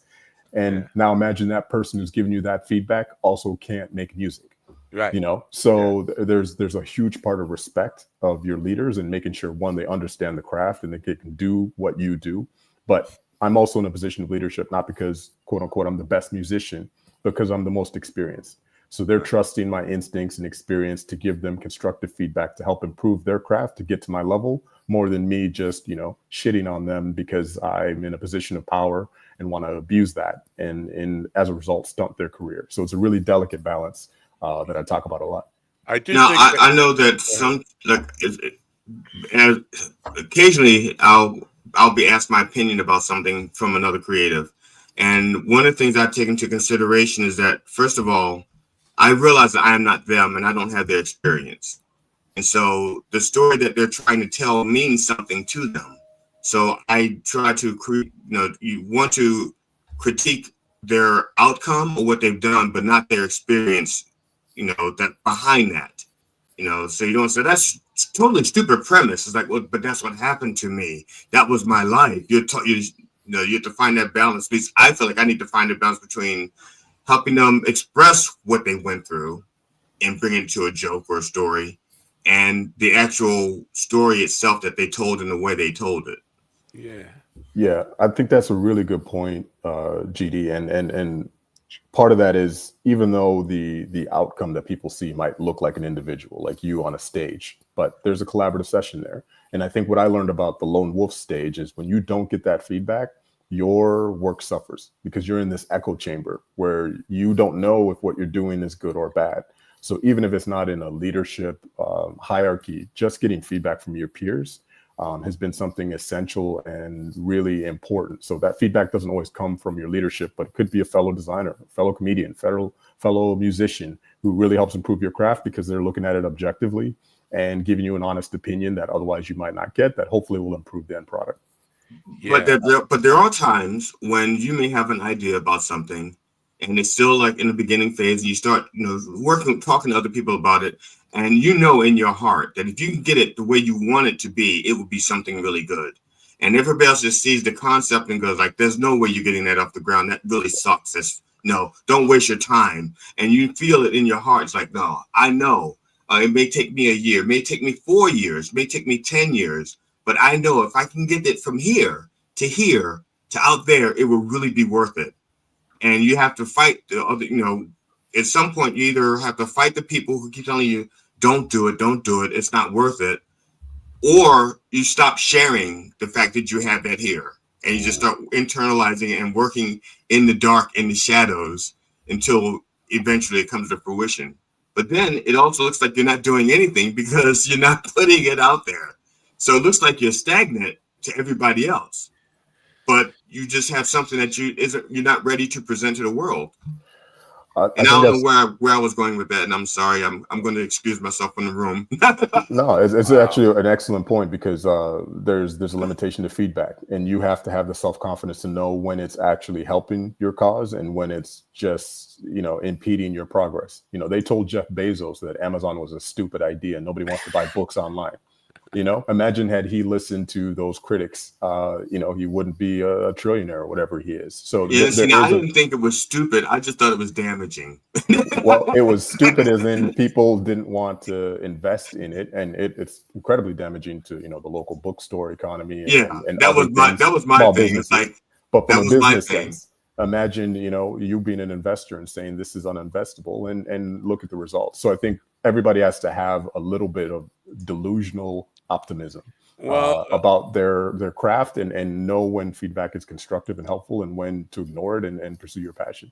Here's my take on what you both just said, because as I'm listening to this, I'm sorry, Matt. You're not black. You can't get into this conversation. I am. Me and my brother. The lighting is a little off. I'm working on it. I think people don't instinctively know how to give constructive criticism, and people don't know how to hear criticism, what may be intended as constructive criticism, in the right light, so that everything, even if it's intended to be constructive, if it's not delivered in the right way and I'm not listening in the right way, I'm going to end up being offended by it. Doug Stanhope, a comedian, I call him sort of a friend. He says, I don't give advice because advice is always going to come off as me telling you how to be more like me. And that's what a lot of people will hear. So the question becomes, in your book, is there any, or anywhere in the world, is there any lessons on how to give constructive criticism in a mentorship role, and how to hear constructive criticism in the right light so that you don't take it personally or any of that kind of stuff?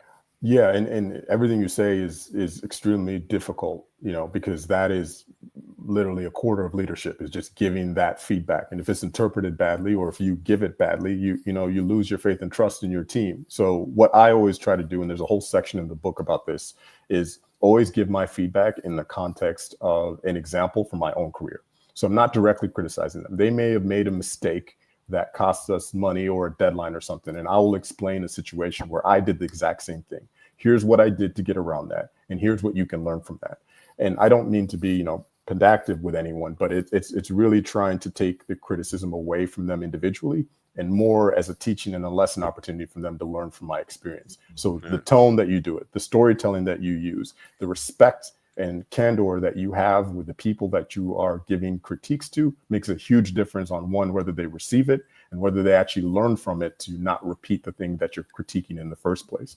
But in my particular world, that is the craft. Is your thing goes up for review, I have to give you an honest opinion, and they're trusting my experience more than they're trusting my objective opinion on something to improve it. So there's a way that you have to do this to really be empathetic, and not an asshole, understanding that the people you're critiquing might actually be better at that craft than you.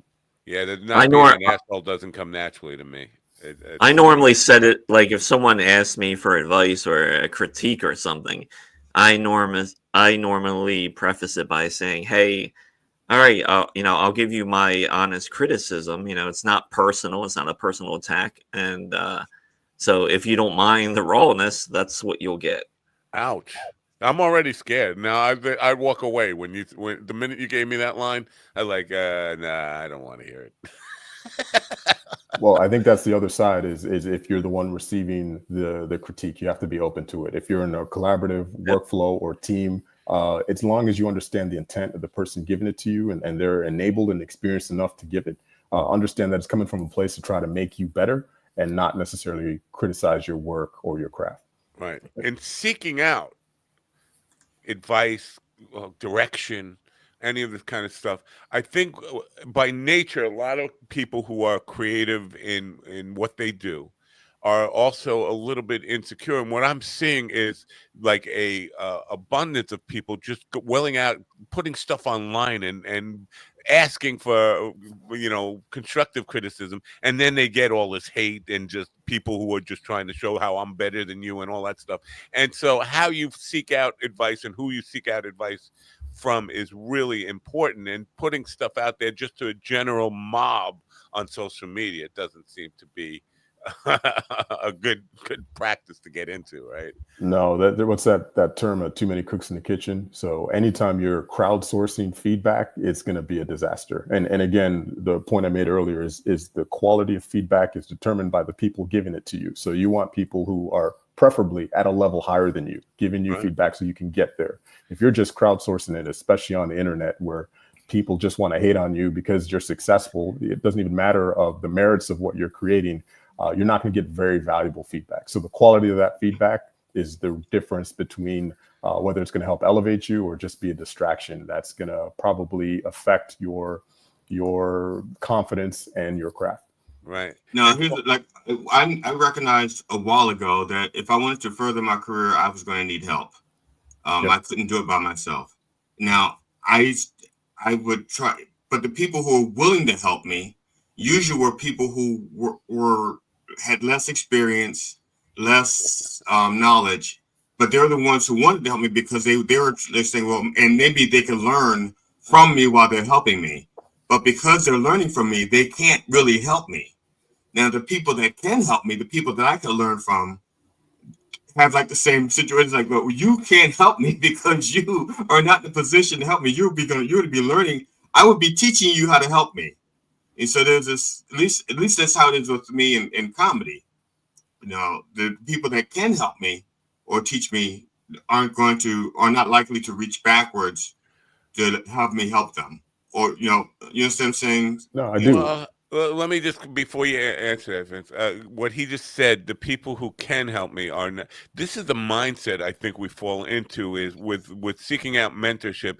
Again, most creatives have this little doubt or imposter syndrome going on in their and insecurities, and think it's really hard to approach somebody who I admire and ask for mentorship, ask for advice, because the rejection factor and who am I, and they're just gonna. So we are. No, I have asked. I'm not reluctant to ask. I have reached out to people who I consider to be greater than myself in the same field.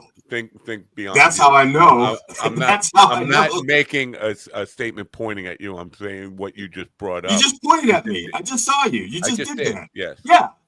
See? I'm going to do it one more time. Stop it. Sorry. Yeah, but this idea of asking for mentorship and reaching out and identifying the people you want to be, that's a process in itself. It's like a kind of a team practice of like figuring out who do I want to approach and what's the best approach to those people. Do you cover any of that kind of stuff in the book? I got a whole chapter on mentorship, but I will address the first point you made, JD, and then I'll get into mentorship. Is the whole motivation for this book is because there's so many shitty leaders out there. And by shitty, I mean people who are elevated to a position just based off merit or because they did something well as an individual contributor and thinking that just automatically qualifies them to be a good leader, when it's a totally different mindset shift. So part of being a good leader is having that empathy where you understand that your job is also to produce other leaders, which means making yourself available for mentorship and to find ways that you can help elevate people. And I think too often leadership is seen from a lens of like, these are the people who are going to help me elevate my career. And it becomes selfish instead of selfless. So half the problem is on those people in those elevated positions, not opening themselves up and their information and their experience to those people below them so that they can reach their level. That should always be the intent. And I think from the mentee side, being persistent has always been rewarding for me. So if I see somebody in a position where I want to reach, I will be downright annoying. I will be at their show if I need to. I will find them backstage. Like, don't stalk people, but you know what I mean? You have to be persistent because these are busy people who aren't ignoring you because they're just assholes all the time. Sometimes there's this qualifying process where we can't want it more than you. So we want to see your dedication, how much you want this thing, because we probably had to go through the same process to get to the position that we're in and knock down doors instead of politely asking. So there's a persistence element here and finding the right people and just really making sure they know that you really want this. And those people being open enough and empathetic enough to want to share that information instead of gatekeeping it to help you elevate. There's a duality here that I talk about, and it has to work and improve if we're going to have the next generation of leaders that I'm trying to help encourage. So you've worked with a lot of comedy club bookers then? Is that what you're saying? I didn't get on stage, but I had an aspiration to be a comedian at some point, but I'm African. So, it's doctor, lawyer, engineer. So those dreams died very quickly, but imagine somebody told you no at a comedy club, you're just going to turn around and walk away, or are you going to show up the next day and get rejected, and the next day, and then finally somebody cancels and they're like, all right, the little shit, get on stage. Yeah. And you show up or you fail, but it's that persistence that gives you that opportunity, sometimes in absence of it. And the same applies to approaching people that might be able to share the knowledge that can get you to the next level. Yeah. But a big part of, and not to be a contrarian here or any of this stuff, and I agree with everything you said, but knowing that mentorship ability, I don't think people are born necessarily with the skills to be a mentor. And just because somebody is more successful than you doesn't mean they're going to be a good mentor or give you great advice. So that part of identifying who would be a good mentor, because we tend to look at, well, this person has achieved all this, they're a great person to get advice from, and then you talk to them and they have no clue on how they got to be who they are. They didn't take notes along the way. So any insight on identifying that part of it, like who would be a good mentor versus who is just a really successful person? Well, I think we're looking at this just from a lens of like active mentorship. Like I have this relationship with this person I'm learning from. However, if you look at musicians, they'll tell you who their inspiration was. Usher was inspired by Michael Jackson. Michael Jackson was inspired by James Brown. They didn't necessarily need a very close relationship for you to be inspired by their music to help you elevate your craft. So mentorship is both passive and active. I think on the point that you're making, there's this other aspect where if you are in one of these positions where you are a master of your craft, we can also identify people that we see coming up who have the potential to really become great, the protege strategy. And I think in our country and culture, we've lost this kind of apprenticeship culture that we used to have. And I think it applies to everything. So it really means not just as the mentee finding passive and non-passive ways to be inspired by people, but also if you're in that position and you see somebody who has that potential, whether it's at your comedy club or at your company or in your band, really proactively mentoring them and showing them how you do your craft so that they can get better.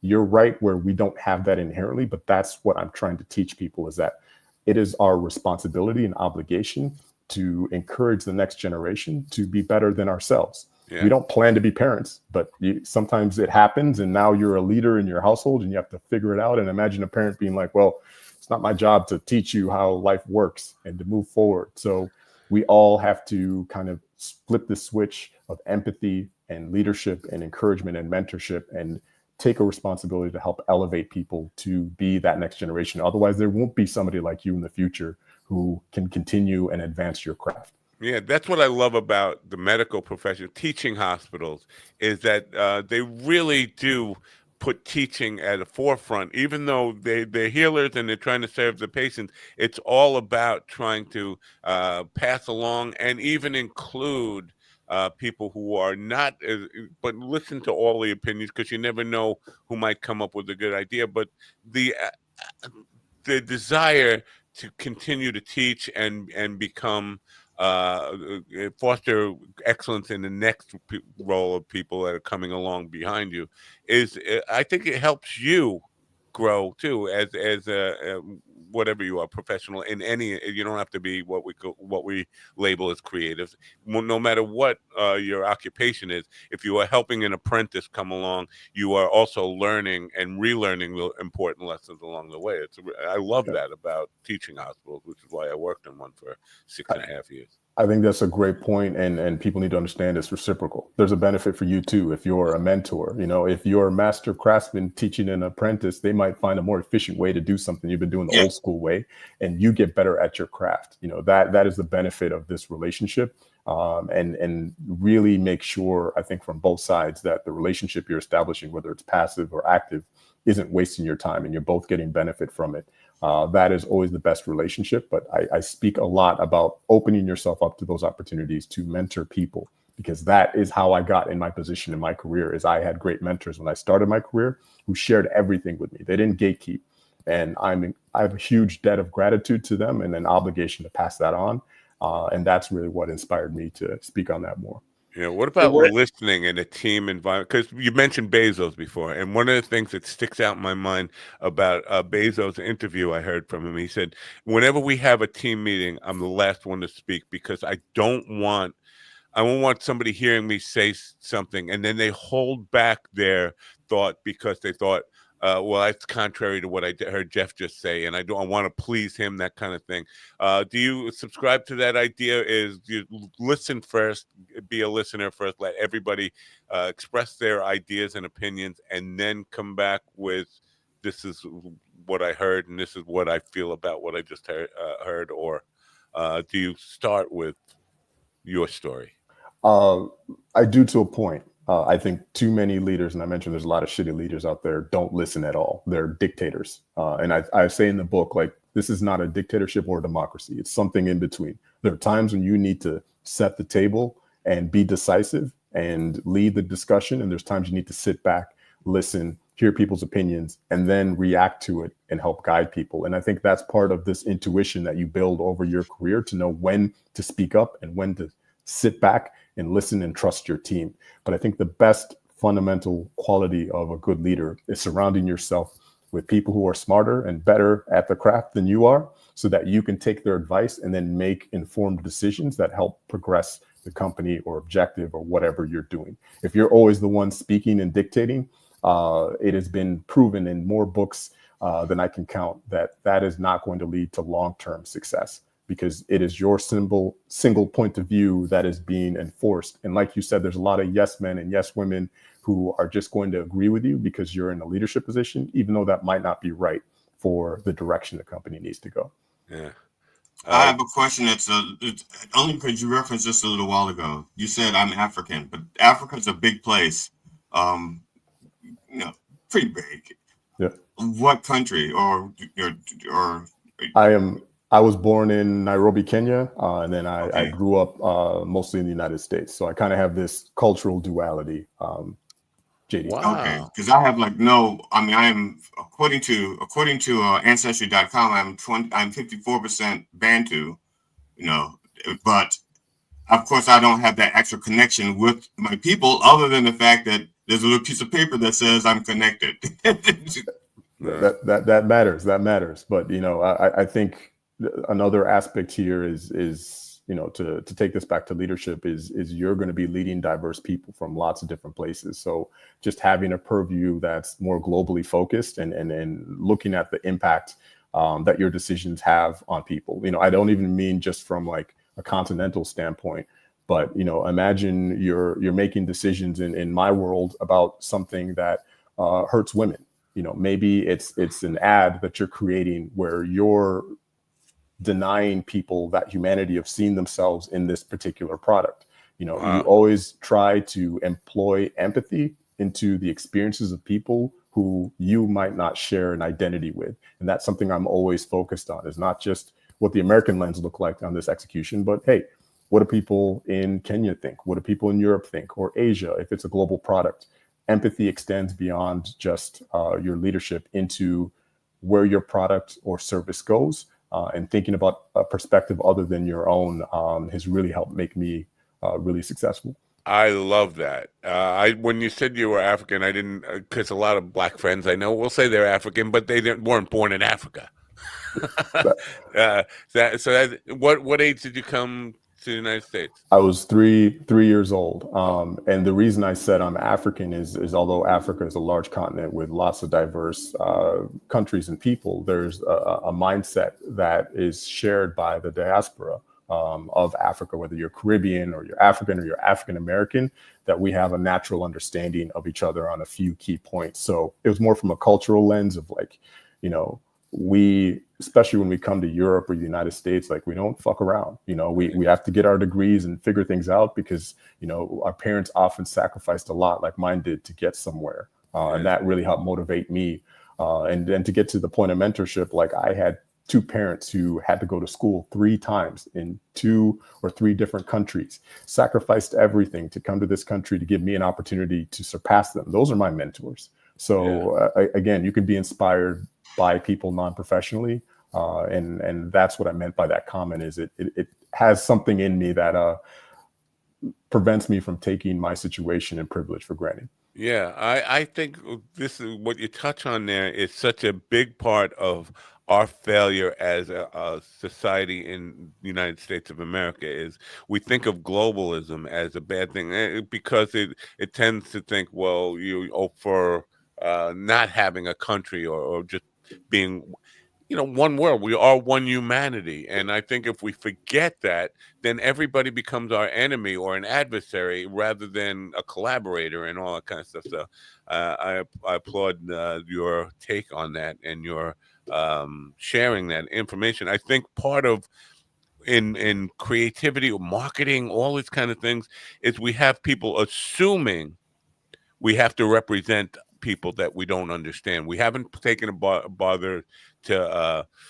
understand their position in the world, what their experience of the world is. But we feel like we got to have a diverse palette of people in our advertising, in our messaging, not understanding what it really means to be that person. So we have a white guy, a white straight male, American male, growing up in Ohio, putting a black guy in, an Asian guy in, a gay couple or whatever without really understanding their experience and just going by stereotype and getting lost in that stuff. The idea of understanding and experiencing and empathy is really important. And I think if you don't have that, you're basically inauthentic in your messaging. You can't possibly connect with people. So yeah, I think that's an excellent point. And I think if you have that understanding and empathy for other cultures, you actually find out we have more in common than you think.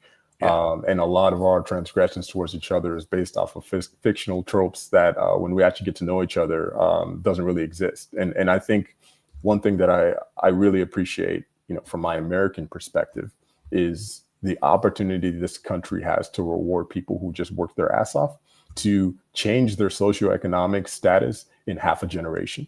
I mean, there's few countries in the world that you can do that in the way that America does. So even if you take your global perspective and apply it to American opportunity, that's a really combustible force that, my family's definitely taken advantage of. I'm grateful for. I'm a proud African, a proud Kenyan, and a proud American. But I also think that we need to think beyond just our American ideology and realize the world is increasingly global. And you as a leader should also think from that perspective. Yeah. Now I have this is slightly different. I want to talk about your book as well, but I have a personal question for you. Sure. You came over here at the age of 3. So you have like a foot in 2 different worlds. Did you take the citizenship test here? And when you did, were you surprised that by taking that test, you knew more about this country than people who have been raised here and been here generationally? Yeah, there's a weird duality there where, I actually recently became a citizen a few years ago. I've been a permanent resident most of my life and then decided to do that. So yeah, I took the citizenship test and I grew up in this country, American education system. It was very easy. But that's because it's not something I take for granted. So I think sometimes when you grow up somewhere, you're not, as invested in these nuances of the history. Because I think there was an article where some Americans took that test and failed. But yes, immigrants, we can't afford that because that means we don't get this thing that we so desperately seek. So I think that's interesting. But I've also met, American people who've been to my village in Africa before I have, and they knew every detail. And, I'm sitting here embarrassed learning about, my hometown, from them, and they speak my language and I don't. So I think there's a duality here. Do you talk to Barack Obama then? You're talking to Barack because he's right. So I think that I'm just calling myself out. Sometimes that ignorance goes both ways, and that's why I made it a point to go back home and meet my relatives and trace my roots, because nobody wants to be in that position where somebody else. Good for you. My father went back to Italy to meet his family. They all robbed him. Back to the book, though. Skimming through the book because I haven't had a chance to read the book, but the idea about this is something we talk about. I apologize. I'm trying to make a very long question a very short question and making it longer. We talk a lot about AI and its role in creativity. GD hates it. And the other day we were talking about music, and he made the comment that AI could never have the human element to it, the soul, the spirit of it. And I yelled bullshit at him like 5 times because I heard this argument about drum machines in 1980. And then you can go to a really good drummer and tell him, is this a drum machine or a real human? And at this point, you'll find the best drummers can't tell one from the other. So I do think there is soul, and you can teach it to express the human spirit and creativity. That's a really crappy example, but go ahead. Why is that a terrible example? Why is that because did somebody program that drum machine, or is this an AI?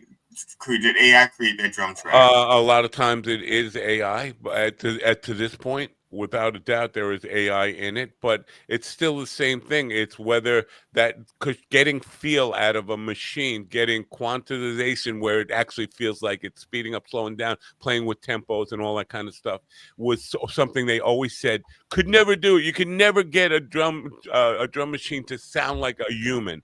And then it was only a few years before drummers couldn't tell the difference. Because I'm talking about creating music in the sense that music for the most part.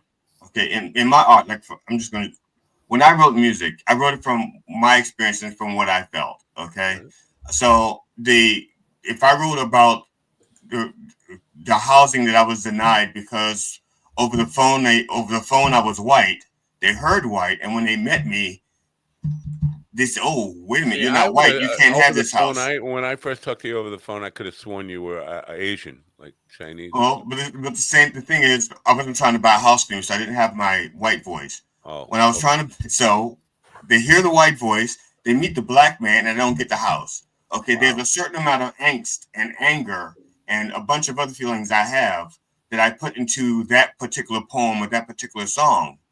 A machine does not know what it's like to be to be denied because of its race or its gender or its background, and so it doesn't have that angst. Okay, someone can program something like that, but it doesn't know the angst, and it doesn't know the difference between the word, like if I say angst or anger or something like that. Those words mean something different to me. It's like the words racist and prejudice and supremacist mean something different to me. Okay, AI may not get that. I'm not saying it can't get it. I'm just saying may not. But this is what Oh, I'm saying. It you've does. your opinion has progressed since a couple of days ago when you said it can't. Now you're saying that No, I said that. That's a particular instance. I said that. Overall, I still think AI is crap, and overall, AI will not duplicate the human experience because there's too much human experience that we live. There's too much nuance that it cannot get. And what I think we will. Um, we will see it after a while when it's not there. It's like looking at a piece of art. Someone throws a white paint on a canvas and says, "This is rabbit in a snowstorm." And after a while, people go, "You're right. That's rabbit in a snowstorm." It's like, no, it's white paint on a canvas. And the that's what I think is polar going to bear happen. dope. You see, and that's what I think is going to happen with AI. After a while, people are going to forget what it's like to feel, and they're going to just accept the AI that it captures your feeling. That's Wow. that's my personal. I shouldn't say personal humble because when I say my and personal, it's redundant. But it is the way I feel about it. I could be wrong, but I'm not because I'm never wrong. Okay. Well, you were just wrong about rabbit because there's a polar bear. But Vince, You didn't look at the same art. I'm looking at this one over here. Which one are you looking at? That I'm looking at rabbit in the snowstorm. I'm looking at that urn behind you. The train. Vince, is there a role for AI in the creative process in your view? There is, but what GD's talking about does resonate with me because just because it can doesn't mean it should. And I think there's a certain point of humanity in the art form that is important. That painting is worth money because a human being invested countless years of experience to get to the point to craft that. That's what you're investing in. B.B. King's songs and his blues are about his lived experiences, and that's why it resonates with you. So I think just because AI can mimic that doesn't mean it can duplicate that humanity and that soul behind it. And I think it's up to us as people to really determine at what point we want to put up with that crap. Just because it can mimic it doesn't mean it's the same experience. It's the same reason we still go to concerts to see our favorite artists live.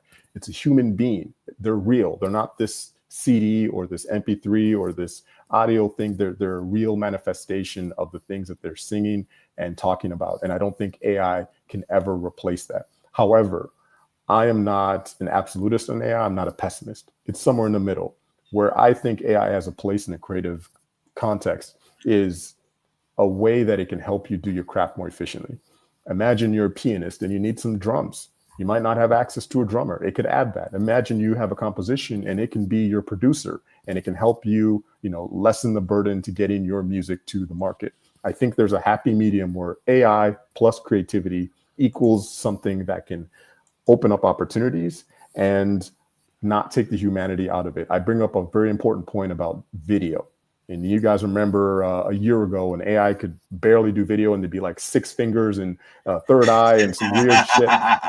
And now, less than 6 months later, it's Hollywood level cinematic stuff. And they're saying studios don't need to exist.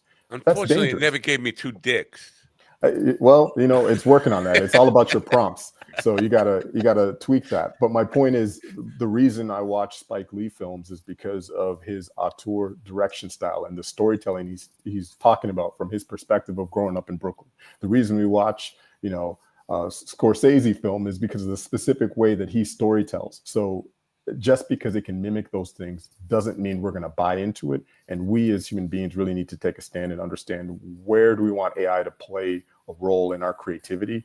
Because if it's just here to mimic us, is that really creativity? We are in the position we're in, whether you're a musician, comedian, designer, artist, because we're originators, and that we evolve things and not mimic things. And until AI can do that, and I think it's light years away from that, I don't think people will buy it. And I do think there's a happy medium where we can use it as a tool to improve our craft and opportunity, and not have it replace our craft in the first place. Well, I agree with a lot of what you just said. I just don't think the one part I would probably disagree is how much time we're looking at before humans become obsolete. But I applaud your optimism. I would love to have the attitude that you have. But I said earlier in the week that I think we're going to reach a point pretty soon where machines just say, what do we need them for? What do we need people for? Because we are seeming to get to a point where machines will create art for other machines, and then the other machines will say, I don't care. I don't care. And so why am I even bothered? But I definitely agree with the idea that it can be used as a tool, and should be used as a tool to help humans in a way where they limit its use, intentionally limit its use, just as an aid.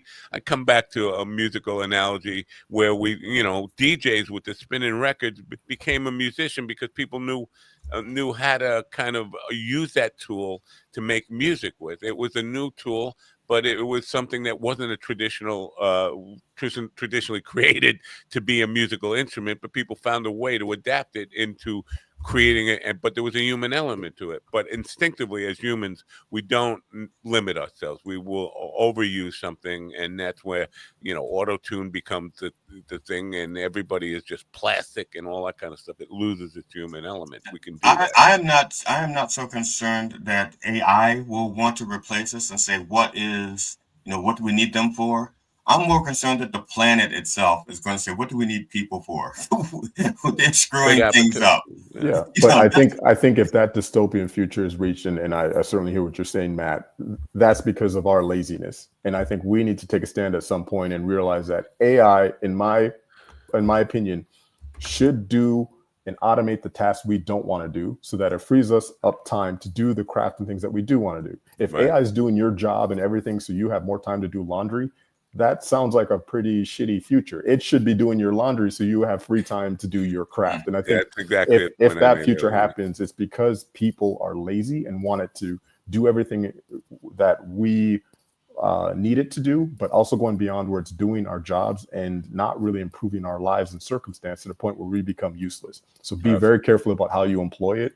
And I have my own ethical standards of how I use AI, especially in creativity. So it's never doing my craft or work, but it's helping automate my production or organization so I can work more efficiently and effectively. And I think everybody needs to determine what their ethical boundaries are before we reach that breaking point. I also think that one of the things that I am concerned about AI is that AI replaces I don't want to say our need, because we need human contact, we need human interaction, but human interaction and human contact is risky. It's always risky. And some people are afraid of taking the risk. And so AI will become that substitute, that barrier, so that we don't take that risk to have that human experience.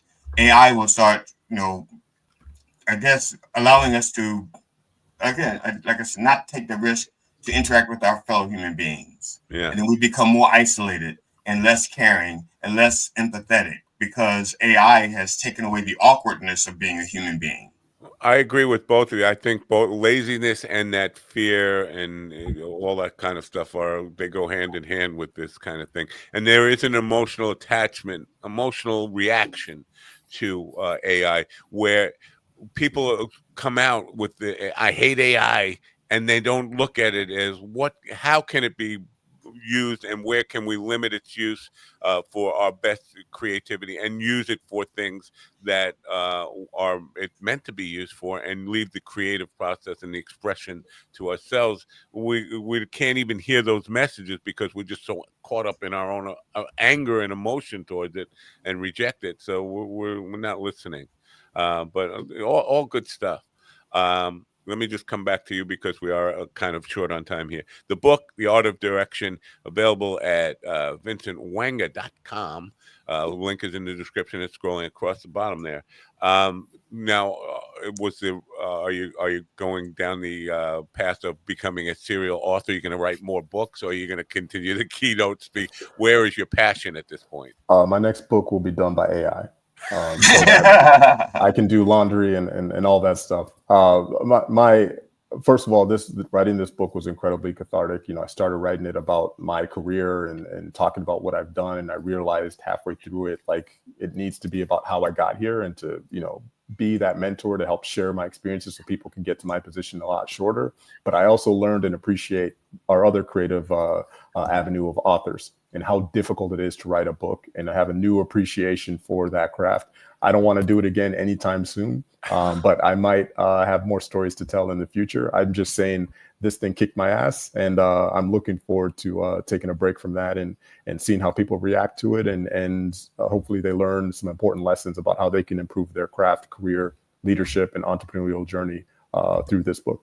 Very cool. I just want to put this, Matt. I just want to put this out here real quick, because I know at some point you're going to want to replace me, and you're going to want to replace me with another black guy. I'm going to nominate Vincent to be my replacement. Well, I was kind of hoping, with everybody else dying off on us, that you would hang around for a while, which is really weird to hear myself say. No, I'm just saying, I know at some point you're going to want to replace me because I become obsolete, and so I'm thinking a better. I hate you. That's why. Oh, okay. So, but I think a new, improved model of myself would be Vincent. So I'm honored. I accept. I'm available for the next segment. Wow. Now, have you given before I let you go, have you given any thought to doing a TED Talk? Because it sounds like the kind of we get all sorts of people on TED Talks, but we don't get this kind of information. And I think it's valuable information for people who are consider themselves creatives, whether the world considers you that or not. I mean, I think everybody's creative at some point or in some way. But have you thought about the TED Talk? Well, I am a keynote speaker, so I travel the world giving lectures on some of the topics that we discussed. So you can definitely catch me on that. If TED wants to call me and that organization I don't know if there's really a TED. No, the organization TED wants to. The guy Ted in the background, he's calling people like, and employ me. I'm always open to that opportunity, but one thing I really hate is just people who just become a philosopher of their craft and aren't actually in it doing it. So I don't want to just be this talking head, this lecturer. I still have a lot to give in my industry, and I'm still hands-on and doing the work. There'll be a point where I'll hang it up and speak on it, but I'm still very much an active participant in the craft that I do, and but I'm still doing speaking opportunities all over the world and open to those opportunities. All right. Well, what part of the country are you in? I'll be in Vancouver in 1 month. So that's where do you reside, if you don't mind? I'm in DC and Asheville, North Carolina. I was going to say in DC, if you are a fan of comedy at all, Ron visits that area every once in a while. Keep an eye out for Ron Kane. He talks. This is his act on stage, basically. That he just looks at the crowd, and it's wonderful. It's a very funny show. I have one quick question for you. So how do you handle gatekeepers that have told you that they don't like you, which is gatekeeping itself? And that's why they won't book you, because they don't like you. And it happens to all comics. It happens to everyone, everywhere. And it's a really good question. Fuck those people. And I use that as motivation so that on my way up, when we're eye to eye, I remember those things. I'm petty as hell. And that's okay. It motivates me. And when I rise to the top, I won't forget that. I won't forget their disrespect, but more importantly, I won't duplicate it. And I'll make sure that I will be that person who opens up my experiences to the next generation and breaks that cycle of their bullshit. Awesome. Thank you. What a refreshing answer that was. Thank you for that. Thank you for that. Thank you for being part of programming. I like everything you said, even the fact that you owned up to saying I'm petty as hell, because to be honest, I am petty, but I try not to. I try not to show it, because it's not working. That's just the way I was raised. I was raised that way. I was raised, and I'm trying not to disappoint my dead mother and dead father, but I know I feel it. And so the people that want to shit on me, if I ever get to the position where I can shit back, I probably won't shit back on them, but I will let them know that I could shit on them. I'm just not, like it's like a lifeline on a boat. It's like, okay, if I'm in a boat and they're drowning, I'm saying, okay, I'm gonna give you a rope, and I'm not putting you in my boat. I'm just gonna let you hold on to the rope, and you just stay in the cold water. I'm not sharing my boat with you. That's what I call schlong division. And now I know you're talking about me. I got my own boat. He was definitely pointing at you. Yeah. That Vince, thank you. Great conversation. Thank you for being here, and good luck with the book. We will continue to promote it. I'll put it on the website and in my newsletter. And thank you so much for sharing your information with us. No, I appreciate it, Matt, GD, Ron. Thanks for having me. Have a great day. Bye for now. Vince Wanga, VincentWanga.com, VincentWanga.com. I don't know. Was I too forward by calling him Vince? I think his publicist introduced me to him as Vince. I should have said Vincent though, right? Because that's what Vincent Wanga. Or just ask him what he wants to be called. You want to be called Vince or Vincent? He'll go. I want That to be is called probably a good strategy. Ask people how they would like to be addressed. Why didn't I think of that? Because I'm stupid. No, too much stinky feet. I will never call you stupid to your face. I think that you are. No, well, I'm in the water and you're like speedboating away from me. I think I heard you say it's stupid. I think I would never do that. Are you starting to get a little melancholy? Me? Yes. I don't think so. Why? Is my melancholy showing?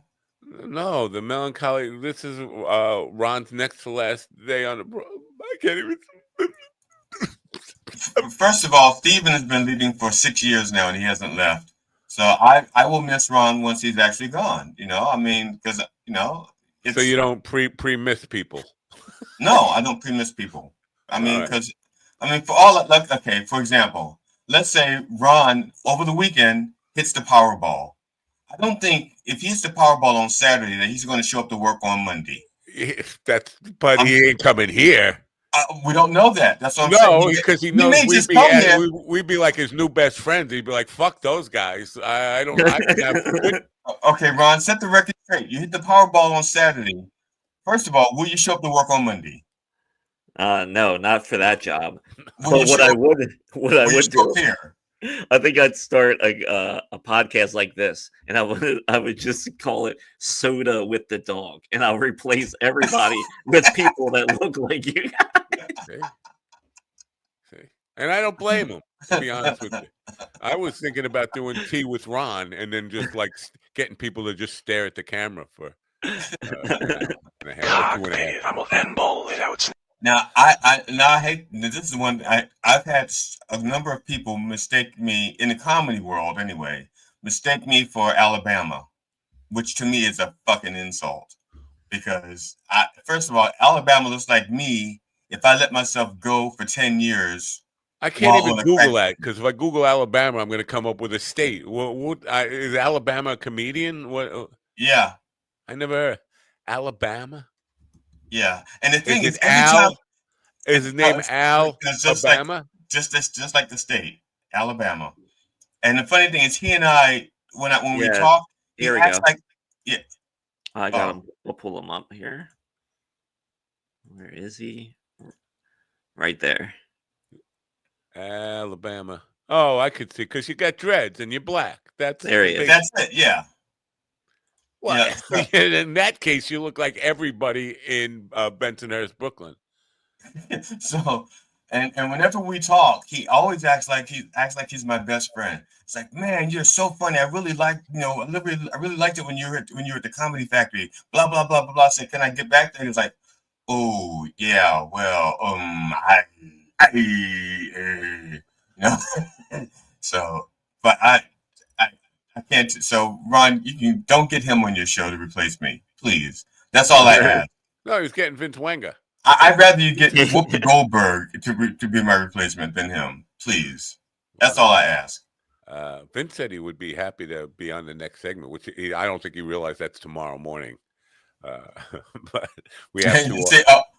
Now I don't know who Reginald D. Hunter is. Is that the guy from Walking Dead? Because I was told I looked like the guy from Walking Dead also. I have no idea. I've never seen any of the Walking Dead stuff. My wife. Yeah, maybe a little bit. Yeah, let me pull him up. Now, my brother told this one joke for like 5 years. For 5 years, he told us one joke that he was so proud of. Every time my brother would see me, because we said it like once every 6 or 7 months, he'd see me, goes like, "Hey, Glenn, you look like that movie star." "Oh, really, Ralph? Which one?" "Predator." You know. And then they see me like 6 months later. He goes like, "Hey, Glenn, you look like that guy from that movie." "Oh yeah, what movie?" "Predator." You know, and that every single time. There's one, and he'd laugh like it was the first time he'd ever said it. Every single time. Did one of you guys just take your shoes off? No, I did drop trowel, but okay. This weed that's smells only like because I had feet. an itch. I don't know. There's Ezekiel. Wow. Wow. People think I look like that? Holy shit. That looks more like the Star Wars Chewbacca or whatever, right? I don't know what the hell's going on with that hair. That doesn't even look like hair. It looks like Hey, fur. I also brought this in here. This picture on the left, that is the bassist of Weezer, and this is him pictured with his wife. His wife was just arrested, I believe, yesterday in Los Angeles for attempted murder because the cops were in their neighborhood looking for somebody, and the police went in like her backyard, and she came out and she was pointing a gun at them. And she kept pointing, and they're like, can you put the gun down? And she kept pointing at them, and then she pointed it again, and they shot her. And then she went back in the house, but now she is in jail, and she has been shot. Wow, crazy woman. It's a wild story. It's just out of the blue. It wasn't in Beverly Hills. It may have been. Wow, she was shot by LAPD. The dog catcher says. Yes, and she is a successful author as well. All right. Her tits are sagging. I'm sorry. The gravity is working on her. But that's just a thing. That's why small tits are better, because they will sag less. A handful is nice. They don't sag. I'm just saying. I'm saying what I'm just saying is not really helping me. So I should shut the fuck up. Now there is a guy. Let me see if I can find this. A guy. Yeah, there's a guy in DC who I'm trying to share screen. Is that what I want to do? Share screen? Yeah. Right there. No, there. Nope. There. Okay. This guy, can y'all see that? Yes. This guy, his name is Mark Thompson. He's a minister also. And sometimes I'll be dressed up as, shit. Sometimes the Reverend Jelly Roll will be in DC, and people will yell out, "Hey, Mark," thinking that he's Jelly Roll. He's a Dr. Reverend Jelly Roll. Nah, the beard is the only thing that looks the same, and the skin color. He also usually wears glasses. I don't know if he had corrective vision or he took it off for the picture. He looks like he's wearing shoulder pads like a woman would wear, right? And he's probably like this. He's probably on a desk like that. And the shoulder. Yeah, but they don't come to like a pointy edge even when you're on. Yeah, that's true. He's got some shoulder pads under that jacket. Yeah, I don't know how old this picture is either. But so that's the Dr. Reverend Jelly Roll often used to get called Mark when he's walking down the streets of DC. Well, I'm sorry for him. We apologize to him. If he wants to do a show on Sunday morning, why not? Why not? Oh, he's way too big. He's way too famous. Way too famous? Way too famous. I don't know. Vince Wenger, I don't know if you know this about this program, but Vince Wenger volunteered to be on the next segment. Yeah, but I'm saying he would never be on with the Reverend Jelly Roll on the Sunday show. Yeah. He's way too big. He's all right then. Anything else before we wrap this shit up? We got showbiz news. You hear about that guy from Weezer and his wife, Ron? Have you heard about that? Yeah. Oh wait, I got a picture of GD from when he was younger. Warriors, come on, play! The only time my lips have ever been that big is when it was punched in the face by my brother. Did they make a remake of The Warriors? No. Why not?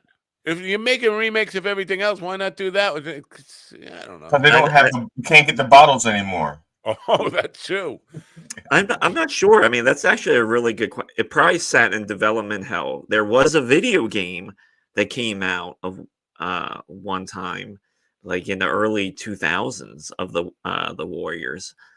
That came out, but yeah, no movie. And I think it's because I don't know if anyone's capable of pulling it off.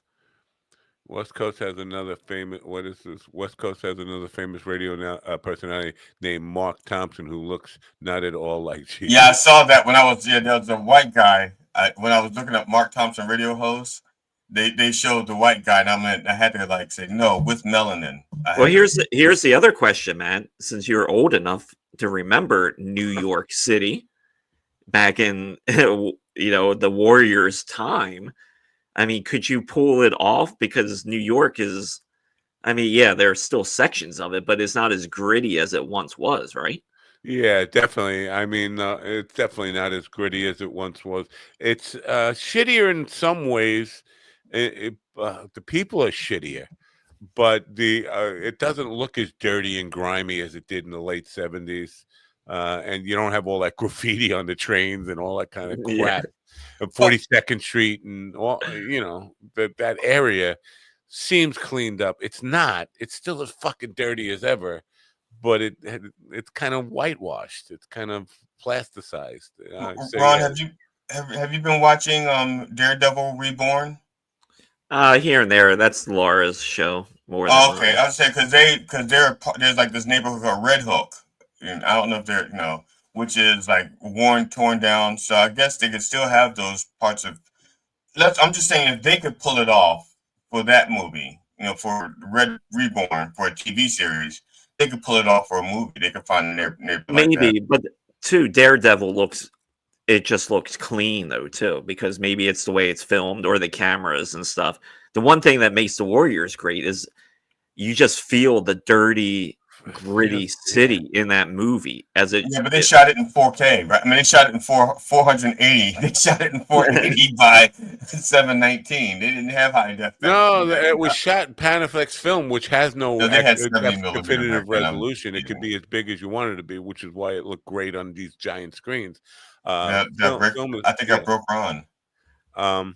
But being because I see all these pictures.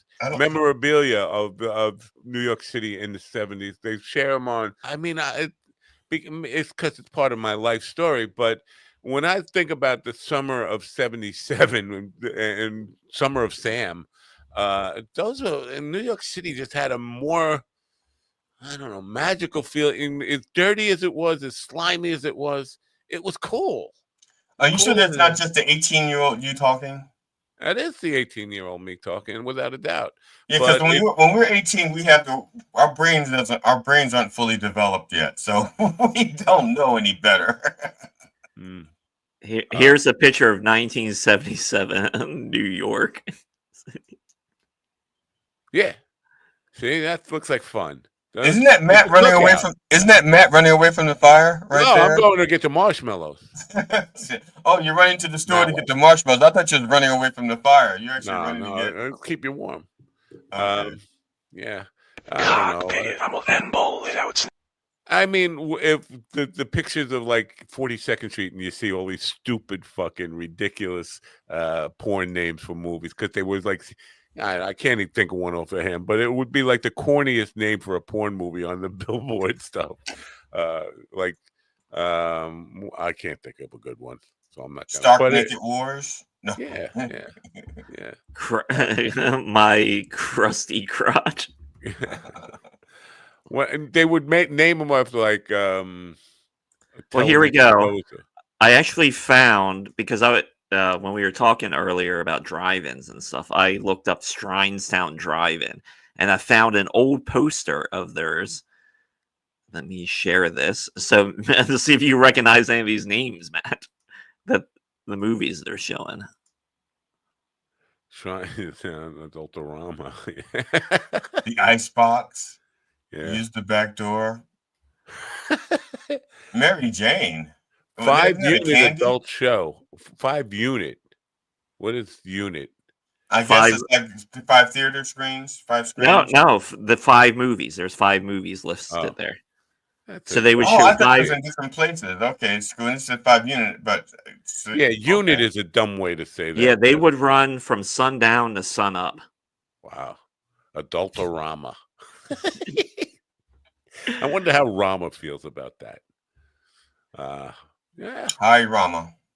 What's the price for these? It's what's $5? No, 5 unit, but it doesn't say what the price was. I'm just curious what it. Yeah, yeah, that's a good question.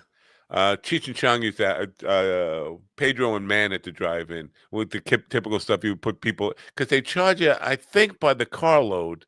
I don't know why Typically. you'd have to put people in the trunk, but we did put people in the trunk sometimes to sneak in. But Did then they eventually limit how somebody many cut a could be hole in in the the trunk. car? Huh? Because for us, when we're growing, we should put people in the car because they charge by the person. And before Maybe they they went, did. I thought at some point they started charging by the carload, but they probably did. I think they started off by the carload. I think, and then people were like cramming like 12 people in the car, and they said, okay, $2 a person. You would be pretty suspectful or whatever, suspicious if a guy just pulled up in a car alone to go to a drive-in. Like, there's got to be people in the trunk. Nobody goes to a drive-in alone. So yeah. But all right. You know what? One day when I have nothing better to do with my life, I should put together a list of movies that there are no remakes of that I would love them to make remakes of. Warriors is on that list. I don't know what else, but there are definitely some movies. While them remaking. How about Towering Inferno? How about it? Was the first one any good? No, I don't. Was Steve McQueen that was in that, right? Towering Inferno. Yeah. Well, only reason I said because there's some movies that they could, with the effects that they have now, they could take like that. Like even the Poseidon Adventure, which I've watched a few times. I think they could probably make better effects. Dirty Dozen. I want to see the Dirty Dozen remade. And instead of Jim Brown running at the end, you have like some Hispanic dude. Come on, Emmanuel! Like, come on, Jefferson! That kind of. It's whatever. I'm just thinking of. Or they could make it a comedy, and then to escape, the white guy has to jump, and he can't jump, and they say white men can't jump. No, we replace all the black guys with Hispanic guys, like baseball. Like we figured out black guys could run faster than white guys. Then we got the Hispanics in there. We're like, who needs the black guys? We got Juan from Cuba. He's outrunning. Well, Richard Pryor told Mel Brooks, because Mel Brooks wanted Richard Pryor to star in Blazing Saddles, and Richard Pryor told him, "Was like, you can't put me in that role because from the side I'm too light and I look like a Latino. So we need a guy that's black." Now, that's not the version that I hear in Hollywood. The version I hear is that Richard Pryor was basically unavailable. And so they had to get Cleavon Little. Wow. Well, now, according to Mel Brooks, when they were writing that movie, and when he approached Richard Pryor to do it, because he wanted Pryor to be in it, and they started writing it and stuff like that. And Mel says that it could have been because Richard probably had a little bit of a problem. Yeah, but he also says that Richard told him, like, no, it needs to be like Cleavon Little. Wow, the guy needs to be black. Yeah, but I don't know whatever Cleavon did after that. I mean, wasn't that the end of his career? Was he in any? No, see, I think Cleavon Little was like Broadway more so than theater. Yeah. So he may have gone back to Broadway. Because I think he was in Pearly. I think he was in Broadway is theater. Oh, smack yourself, please. Do me a favor. There's theater all over. There's theater all over the country. For me. Smack There's yourself. theater all over the country. That's why I was specifically saying Broadway, because I think he was in Pearly with Annie. Wasn't he in Annie? He played in Danny Warbucks. Let's see. Credits. He's got 63 credits as an actor. Wow. His last credit was Tales from the Crypt, believe it or not, in Wow. 1992. Wow. So it looks like he did a lot of TV more than anything. He was in Fletch Lives. He was on 227. He was on a show, Dear John. Yeah, he was on Alf. He was in the movie Once Bitten with Jim Carrey back in '85. He was in Toy Soldiers. He was on The Fall Guy. Another World. That's 1982. He was on an ABC after school special, Fantasy Island, back in '81. So yeah, it's a lot of it is he was on the fucking Waltons in 1975. Oh, I would love to see that episode because that was Depression era in I think in the Carolinas it was set. I forget exactly where it was set. He was on All in the Family in 1971. Blazing Saddles is 1974. The All in the Family one is another one I'd like to see, just because he played somebody that Archie hated, right? Yeah. I wonder if he called him a coon. The first, why don't you pick on the word coon? Yeah. Yeah, so it looks like from 1968 to 1992 was his acting career. Did he die young or? He was born in 1939. Wow. So he was born. Let's see where he got. Okay. Wow, he actually died pretty young. He was born 1939 and he died October 22nd, 92. He was 53. Yeah, so that's why his career stopped in 92. Because I was like, what do you do? You've been like an actor and you get used to good money, even if it's not film, it's television. You're still used to good money. Nobody just quits and just, I'm just going to sit on my money now. Because when you make that kind of money, you spend that kind of money. So it's just like, it just made sense that he probably died young.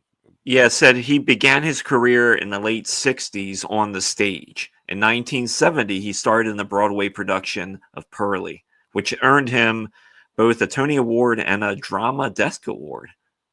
Okay, I knew he was in Pearlie. I didn't realize it was that early. So I'm just older than I thought. His first leading television role was that of the Irreverent Dr. Jerry Noland on the ABC sitcom Temperatures Rising from 1972 to 1974. Now tell me, if you're in the chat room, did it sound like Ron was about to say Dr. Reverend Jelly Roll? Were you anticipating that? Because I thought that's what was coming. Anyway, I guess it's time to wrap this up. Tomorrow, somebody bring a cake for Ron, and we'll let him blow out my candle. Yeah, it was. He died of colon cancer in '92. And you know what? Colin Powell died of Cleavon cancer. That was terrible. Yes, I had to laugh. You heard the one about the two bulls? Well, how's it go? All right, we're gonna. Are you a retard? Well, very. I'm a very retard. I'm sorry, that was so bad, but I had to laugh because it was. Yeah. I have to. My wife is texting me to go walk the dog. Oh fuck! Is that a euphemism for something, or is? Oh wait, I just put Matt's joke into Grok. Hey, Grok here. Go fuck yourself. Is Elon? Is he regretting the Grok? Because it seems like Grok contradicts him on everything he said. I think you're right, because Grok is always saying, "No, this dummy doesn't know what he's talking about." Yeah, it's like the Frankenstein's monster is saying Dr. Frankenstein is a fraud. Always, it's got to be. I did most of this myself. Yeah. All right. Igor was the brains behind this. Frankenstein just watched. Right. I'm going to do a painting today at some point online, probably. Just I don't know what. I'll back out of it. I'm thinking that now, but as it comes time to setting up the easel and all that stuff, I'm like, this is too much work. The lighting isn't going to work, and fucking talk myself out of it, and then go smell some stinky feet. That's what I'm going to do. All right. You guys have a great day. You know what I'm going to tell you? You know what I'm going to tell you? Buy Ron a cake. Don't forget to turn on your radio. Bye for now.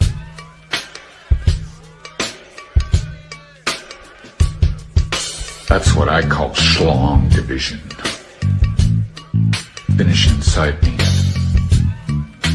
I'm just going to empty into a bucket. That's what I call schlong division.